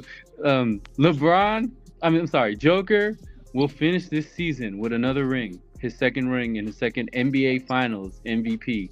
Since y'all want to take his NBA MVP from him, SGA. Yes, I know he's been scoring like crazy, but Joker has been on a historic run this year with the most triple doubles in the league right now as we speak. The other night he only had 18 points and 19 assists. That means that those 19 assists is his team is getting good. His bench. No, you can't give him that. You can't give him that. Okay. Remember, because he be passing. Baby. He sound like fucking Rashad McCants right now. Uncanny. Let's just do this right now. So you saying that you want to make another bet, right? I was about to ask him if you wanted to bet that shit too. What's up with y'all bets, man? You guys always want to bet. No. Just about what you sound like. You sound like you basically telling us it's gonna be the Cavs versus the fucking Nuggets in the finals. Well, I'm hoping for the Cavs to go to the finals. That's still Nigga, yeah, that's on the table. But what you just said was the Denver Nuggets are going to make it to the finals, and Joker's going to get his second ring and Finals MVP this year. So you're telling me you want to make another bet right now, and it's going to be Cavs and Denver in the finals. Well, the strongest team in the West has no big, and no one can guard Joker. So yeah, I feel like the Denver Nuggets have a strong case to make it out of the West and make it back to the finals. So you just don't want to put 200 on this finals. I see what you're saying. We will have. You don't want to come out of 400. I understand. Yeah, of course. Thank you for understanding. Terrible. Nuggets are not making it to the finals. Neither are the Cavs. Yep, neither are the Cavs. I don't even know why people keep believing it. And them motherfucker might be a first round exit. I ain't even gonna hold you. And the Knicks ain't gonna make it either. For all y'all Knicks fans, yeah, I'm here to kill dreams. But here you go. Let's see the final part of this because they almost done. It's the last few seconds, so we're gonna see what the judges think. Or because they recognize that it was a team that came off the finals loss and was still gelling together. Because it's contrary to popular belief, you sign stars, you don't immediately become a great team. Plenty of super teams have failed. They had to prove it, and they did. And another thing, when you talk about offensive and defensive players, it's not just about the vote. When you look back at these careers, let's look at 1998. That's a play where Jordan makes the steal, and then he goes down and makes the shot. When we talked about LeBron moment, he made the defensive play, but on the offensive end, he came up short. All right, so that's it. He only had 40 points that game. Oh no. That's it. That does it for the debate portion. Clap it up. Clap it up. Who would the judges go pick? As best as I could getting jumped, I guess. You only had 40 points on that. How could I? Yeah, 40 points on that head, and they had like all it was all about that shot. I'm like, the shot was great. We love it. It's team a 40-point triple-double at that. Can I say something about that game? Go ahead. If you go back and you Jay, you like to look at games, I see, because you want to point out Michael Jordan's last minutes of the finals. If you go back to that 2016 Game 7 final minutes Don't piss me off. oh my God, if you go back to the final minutes of the game, you will notice that everybody was missing shots, both the Warriors and the Cavs. When Iguodala was gonna make that layup, the reason why that historic moment when LeBron blocks it is because if Iguodala makes that shot, the Warriors win because everybody was missing shots at that point. That's when Kyrie. If my grandma had a dick, she'd be Grandpa and Kenny. Nigga, he got the fucking block. Yeah, and I don't take it nothing from him. He got the block. He won the game, but it was Kyrie who hit the winning shot. And the reason why people are saying that Kyrie won it for them because everybody wasn't scoring for like 3 minutes straight. It was a very defensive, exhausting game for both teams. Kyrie just happened to cross Curry and win. Now I will agree with Kyrie stopping like on the offensive side, Bron getting on the defensive side, but let's be honest, it's a fucking team effort at the end of the day, especially in that, like with all of this shit.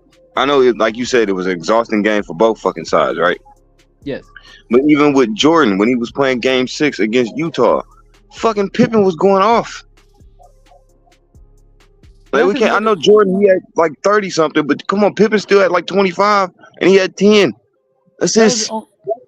That was probably like the only game he ever did good. You're acting like Pippen. Are you drunk? Are you seriously gonna sit up here and act like LeBron didn't have a better tool than Michael? A better tool what? A better Robin, like a better Robin than Michael. Like Michael's Robin. Nigga, Scottie Pippen is the greatest Rodman of all time. What are you talking about? Him and his 16 points is not gonna beat out Wade, Kyrie, Nigga, and Anthony Davis. He is the greatest he's the greatest Robin of all time. What are you talking about? I'm just saying. Trying to do a comparison to the NBA right now. They couldn't score back then. Games were literally settled at scores lower than this right here, 86 to 87. But either way, though, baby, go. Either way you smash it, though. What player has LeBron played with that is a better defender than Scottie Pippen? I will wait. He hasn't played with one. None. But who has been a better offensive player that Michael Jordan has played with than what LeBron has played with? The game is different. That's why I say you can't do the crossover. When you talk about his 16 points is pretty much like 24 points in today's NBA. In order for Michael Jordan to have a great second player, he would have to join forces with Larry Bird or Magic Johnson. Man, look at this shit, man. Back then? Here's defense. Now, y'all see where LeBron was getting guarded at, right? He got a center on him. Past the three-point line. I showed y'all earlier, Michael Jordan dribbling at the top of the key. Think about it. Michael Jordan's a shooting guard. LeBron James is a small forward, power forward. He got a center guarding him all the way out past the three-point line. Michael Jordan didn't get that type of treatment. And then he pull up in that motherfucker face. Now, Kenny, you said the last 3 minutes they weren't scoring nothing. There wasn't nobody scoring. Well, it's the last 3 minutes right here. You said miss shot after miss shot after miss shot after miss shot. All right, so we got a miss right there. We got a miss shot right here. We were tied 89 till it was like 130 something left. Oh yeah, they sped it up. This is the most dramatic play in NBA Finals history. Facts. And they act like when Kyrie hit this shot, y'all, the game was just over with. The game was not over with. It was. No, it was not. No, it was not. Uncanny. Oh, wait, JV. Pause. Right before they even show this shit, Kevin Love literally saved the fucking game. Let's be honest. That shit would have went to overtime. If Kevin Love would have played even a half-inch better defense as if he did, they would have been over.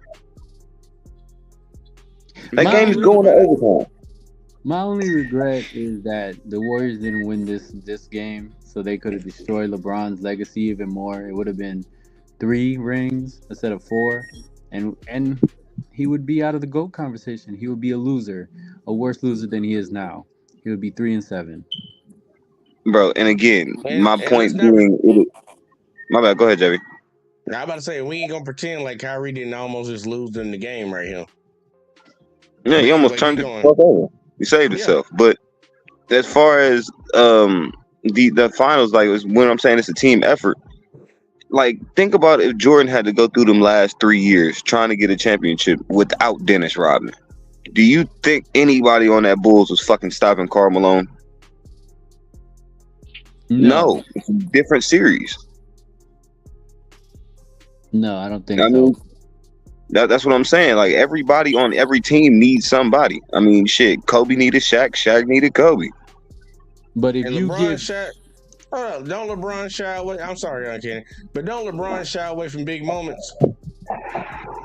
I know you saw this play right here. He shy away from big moments. I think this is the ultimate of trying to take it down. Man, look, he tried to put Draymond Green on a poster in the finals. I don't think he's shying away. As the last play of the game, too, because he would have went to the line and probably got the free throw, too. You know when he shied away? When Kevin Durant crossed him and hit that 3 in his face. That's when he shied away. Uncanny, that series was over with anyway, my guy. Even if they did win that game, they would have had to go back to Golden State and win another one. And then come back to Cleveland and win another one. Anyways, I feel like if Joker was on that team, they would win against the Warriors. And remember, this is weak defense during this era. If Joker was on this Cavs team, they would beat the Warriors? Yes. So you're telling me Nikola Jokic can be stretched out to the three-point line and be guarded by, can guard Draymond Green as hot as he was this game from out there? Yes. Well, Joker's not known for defense, but he was. Okay, that's my point. They would score more than 93. Look at this defense that they playing in this era, and they say they don't play no defense. They scrambling like shit. All up in the nigga face. All up in the nigga face. All up in the face. And that man took down the team that had a better record than any team, every team that's ever played in the NBA. He beat that squad. Who cares? Curry has as much rings as LeBron. What? Curry deserves those rings, man. What are you talking about? They're tied. I mean, he also had to go call KD, but that's a different story. And also Curry has a better finals record than LeBron. He also has had better teams every time he's went to the finals than LeBron. So what the hell are you talking about? It's not my fault. Look, you can nitpick all day. Like, you can say, okay, he has a better record than LeBron.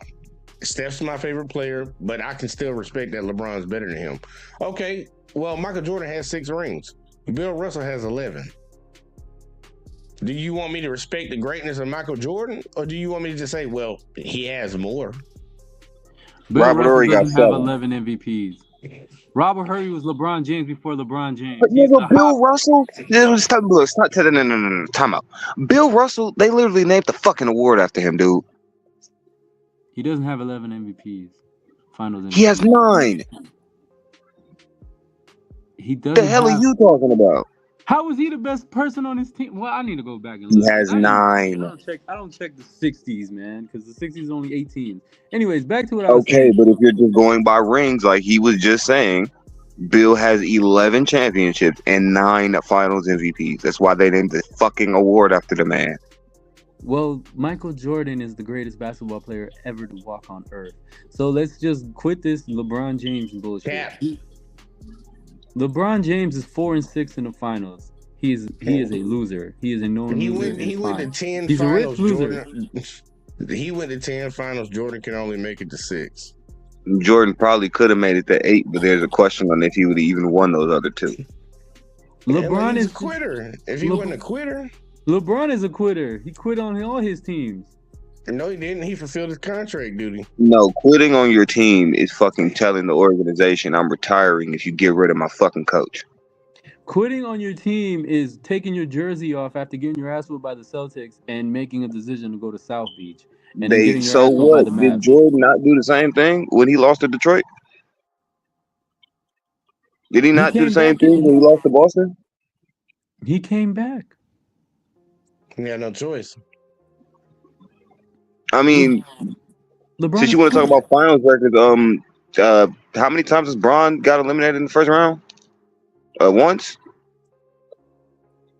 I can count about 4 times. Mike has. He lived Who in cares? that. Okay, so he got eliminated in the first round. Michael Jordan, who cares? But when it came down to championships, right? Okay, uncanny. My point is, dog, if you take away literally the 4 that he didn't make it and take away 4 times that Bron did not win a title, he still has 4 championships, dog. And so does Curry. No, he does not. Curry has 4 titles. How many times has Curry been to the finals? 6. If you take away 4 of Curry's finals appearances, how many titles does Curry have? 2. 0. My fucking point, okay. Like, what the fuck are you trying to argue right now, bro? I'm trying to tell you that your boy is not the face of the NBA. It's Curry. Be honest with you. My And guy. Smoothie Joker. We'll check this real quick. Let's see what the final judges say. Uncanny, you Who just won this lived debate? to piss me off. Who do you think was the most convincing? The most convincing? Who put up The Jimmy Butler guy. The one who hated Jimmy Butler. How could I argue that? All right, haters. If any of you were convinced enough to become a fan, now is the time to please raise your hand. Jimmy? Hell no. All right, that'll do it for the first episode of 1 vs. 10. Please let us know what topic you want to see debated next. I guess they didn't go to the judges. Nobody converted. But yeah, Uncanny, go on and say you crazy shit, man. Okay, so basically, this is what I'm trying to let you know. When Michael Jordan, we're not talking about 84 to 90, okay? Because all y'all want to remember those years. Yeah, everybody ate, the Celtics, the Lakers, the fucking Pistons, who cares? When Michael Jordan finally won, this is the argument that everybody has. It's not about all his other playoff records, his other getting swept in the first round and losing. We're talking about 91 up to 98. In those years, except for the fact that he retired and went to go play baseball because he felt sorry for all the chumps in the NBA. And then when he came back, the Magic beat his ass. And then the next year, he swept the Magic too. So let's talk Houston would about. have stumped a mud hole in the Bulls, but that's a different conversation. We'll never know. That's a what if, like I said. 91 and 98, those 6 years, nobody ate. Nobody. Yeah, two teams won a championship during that time. When those 2 years, the dream ate.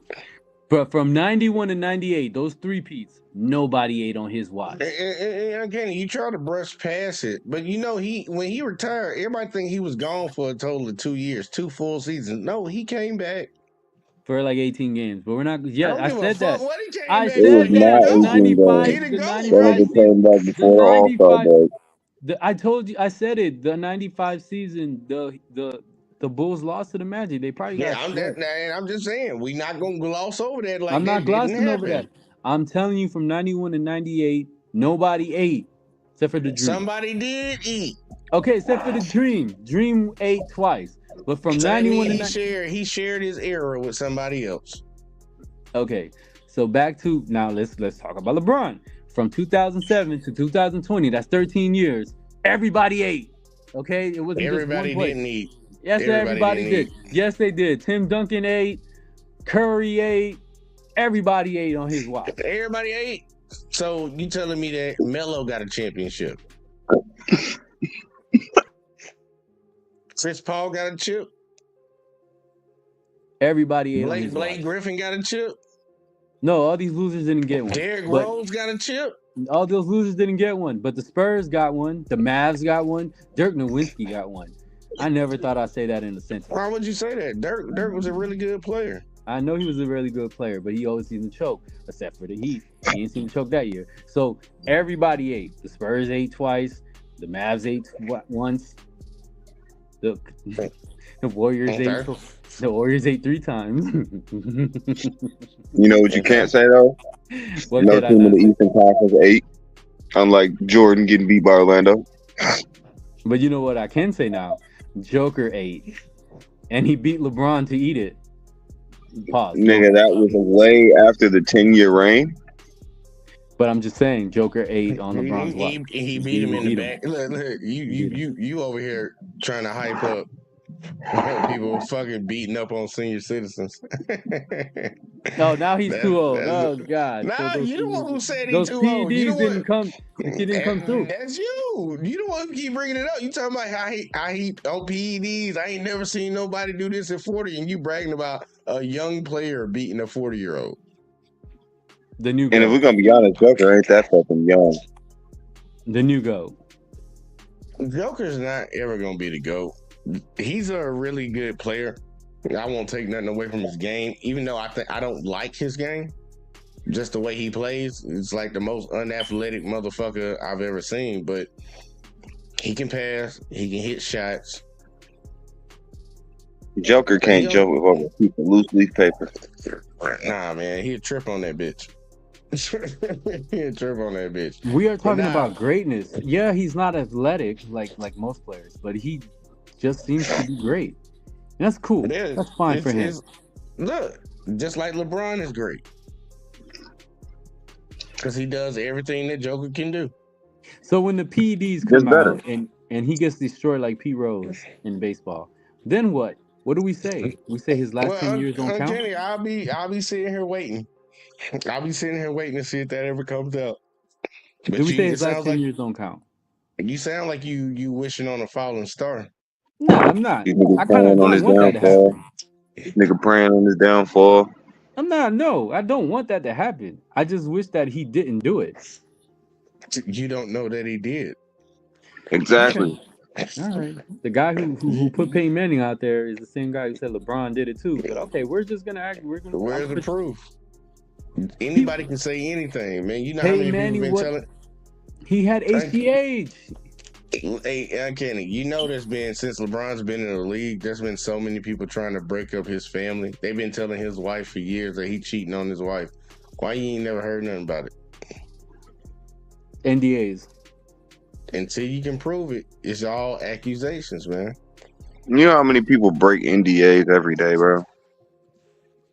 Well, I don't know if he cheats on his wife. That's not my NDA is just a written agreement that you won't tell nothing. That's not my business to know if he cheats on his wife. I'm just Hopefully he letting you doesn't. know. Look, I'm just telling you though, people can say anything all they want. You saying I heard those PEDs? rumors. Yeah, it's be rumors all the time, just like these PEDs. It's rumors. You can't prove it. Until you can prove it, just keep wishing on that falling star. Maybe one day it'll come true for you. But until then, man, look, that's just speculation and accusations. Don't nobody care about that. I don't want to be right. You know that the why you keep saying it then? Then why you keep saying it? Because it's funny. And just trolling the troll. They told me that Joker was a homosexual. Oh yeah, speaking of the wowzers, good lord. I was not expecting that. But speaking of Bron, can you check the score on the Mavs game real quick? Mavs and Lakers. Luka went off. Hey, let's see. They said Luka went off. Yeah, Luka, of course, Lakers. he's gonna go off. Right now, the Lakers are winning 42-36 in the second quarter with 6:32 on the clock. Shit, what you got the stat line in front of you?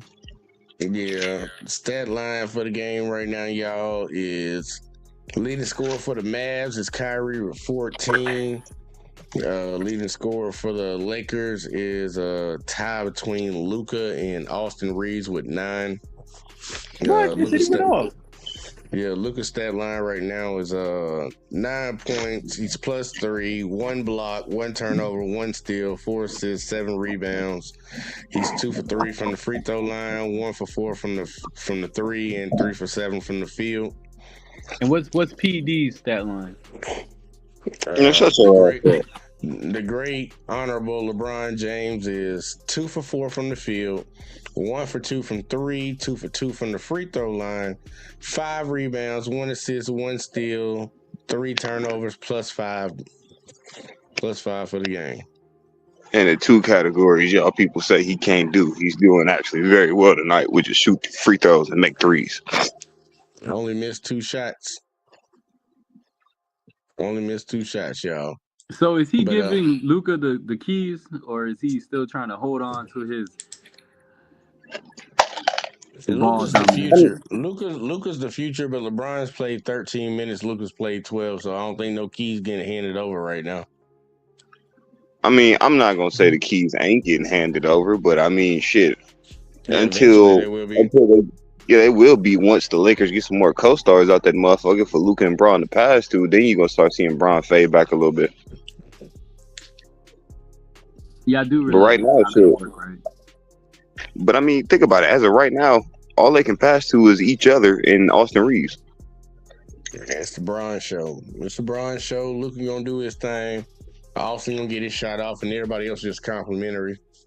Oh, on a side note. You guys watched the documentary called Court for Gold on Netflix? Parts of it. Okay. All jokes aside, about LeBron and everybody, but if I knew that France was talking that much shit, I would have savored that victory even more. They were talking the most shit. If you watch that documentary, go back and you hear all the France players talk about, oh yeah, you had to bring your A team to the gold medal game, and they were saying, oh, we got your number and all kind of shit. Oh man, I would have, if I was an NBA player, I'd have been talking the most shit, man. I'm sorry, that shit was crazy. Well, that's why I put up the suggestion. CJ can vouch for it. They want to make the All-Star game great. Just have the best NBA players play against the world's best players. I think people will watch that shit. I mean, that don't surprise me either, though. It's always gonna be rivalry, man. Look, United States, especially right now, motherfuckers want to show us that we ain't who we think we is, because we got a lot of shit talkers in this country, mainly one. But it's always gonna be rivalries between countries, just like it's rivalries between schools. You want to beat the team that's winning. And not even just that. I mean, we've been whooping everybody ass in fucking international play for God knows how long. So I mean, we got the best black folks. And you know what's the crazy part about all this shit is that the NBA, not the NBA, the United States players only have 3 weeks to get chemistry, while all the other national teams that are playing already have like years of experience playing with each other. That's the crazy part. But I mean, I'm telling you, also got to think about it too. I mean, even though it might be some things that people don't like about the NBA, a lot of guys, they're cool with each other. These niggas work out with each other in the summer. Mm-hmm. So it ain't like they don't hoop with each other. I mean, just because we play on separate teams don't mean, I'm saying, we ain't gonna go to the gym, get some shots up together, run some plays, I'm saying, possibly run some scrimmages. That's how the Drew League shit got started. No, every summer I played against people on other teams all the time. Like in my area, we had maybe probably about 15 schools. These dudes we played against during the season, man, we pick up runs, AAU, every summer. That's what I'm saying. Most of the people I played with in high school, I played against in the summer. There you go. I'm just happy that United States always just comes through and balls out. And I know you guys think I love Joker that much, but I was actually rooting for United States, not Serbia. You better before you get deported. You know Trump ain't playing with y'all. This nigga said he gonna get deported. Thank you, Clayton. Thank you, Clayton. Yeah, hating on LeBron. But I'm gonna go ahead and let y'all get y'all final thoughts. I know, Kenny, you want to hate, so I'm gonna let you go ahead and get it first. Okay, give me your thoughts. Okay. All right. And since 2003, it's been 22 years. This man. I was reading the comment, my bad. Since 2003, since he was a rookie, this man for 22 years has put the league on notice. And I know his record is 4-6 in the finals, but the fact that he went to 8 finals in a row or something like that, and then the fact that he surpassed the points in all-time scoring, he averages really well. Sometimes gets triple doubles. He can pass. He can score. He can actually defend when he used to defend, but he's older now. So this man is one of the top 5 players of all time. I will never go against him. I think like you said, nostalgia with Michael Jordan, but Michael Jordan to me will always be my GOAT. And my number 2 will always be Kobe, and it's only because of 2008, how he proved himself that they needed his ass in the Olympics. But that's a different story for another day. LeBron is always going to be either top 5, top 1, top 2, top 3, whatever you want to call him. He is in the discussion. I would never take that away from him. I know I troll with the PEDs, but I know he's not using performance enhancement drugs. I just like to fuck around. So that is no slander on his. There is no slander on his name. The man cannot. It's just that for some reason his fucking body's built like a tank, and he just doesn't get injured that much. So that's why he has longevity. Other than that, that too. Go USA. Yeah, all right now. I appreciate you telling the truth a little bit at the end, you know, through all the trolling. But we do got to give acknowledgement to a motherfucker that's 40 years old and he's averaging 25, 8, and 9. That's just crazy, but I'm going to throw it to C Money. Man, well, you already know JVJ. Appreciate you for hopping on. And Kenny, thank you for fucking telling the truth. But give a fuck what nobody say. Bron is the GOAT. Jordan, obviously, he got the rings, but just because you got more rings than the motherfucker don't mean you better than him. Just like we always say on my podcast on Sundays, just because you started some shit don't mean that you are better than the next motherfucker that came behind you. Straight up. Oh, you got to tell them where to find you at, too. You and Kenny, my bad. You can find me Sundays, 8 p.m., JVJ Network, or if not Sundays, at this point, sometimes Mondays. You can find me on CJ's show. I don't know what I'm going to troll him about this time. I mean, the Joker shit is getting a little bit way out of hand, so I have to find someone new. I can't. I might have to start saying Luka's going to win MVP. That ain't going to make me mad. Yeah, I was about to say, Luka due for one eventually, but it ain't going to be this year. Yeah, I was going to say, if it's this year, you just going to be ignored like a motherfucker because he can't even win it because of how many games he's played. But look, y'all, I love the conversation. I love the debate. The guy, he brought on 10 haters. I don't think they made any good arguments. That little girl, she got on my nerves, kind of irked me. And it's not because she's a woman, it's because her arguments were stupid. The little weird face dude, who I didn't like his face at all. He just needed to not talk about sports because I can tell he just played video games, bro. Stop talking about sports. I didn't hear a real good argument to diminish this man. And it's crazy that we have to get to the point of actually doing this type of stuff. The dude is literally a walking role model for any person. I ain't gonna just say black kids growing up. Any kid growing up. That's a role model right there. No issues off the court. Excellent at his job. Achieved the highest level. Just a stand-up guy, regardless of whether you agree with his political views or not, whatever the fuck. You can't say he done did some fucked up shit around here. And the man catches all this hate compared to the person that preceded him that people want to call a GOAT, who was a straight-up asshole, who would punch his teammates in the fucking face, who quit. Like, all the negatives that we would tell all kids growing up not to do, this man did, and people put this motherfucker on the pedestal, but it's not surprising. Y'all see who our president is. We kind of got it in us. But nah, man, this conversation about LeBron, like, look, it is what it is. I know a lot of people are going to pick and choose who they want, but on this side, I'm like, CJ, that's GOAT James over there. Put some respect on that man's name. And I'm just laugh he get him a 5th ring before he retire. That'd be the funniest shit in the world. It'll be the most fraudulent ring from what all the haters will say. But it is what it is. I love it.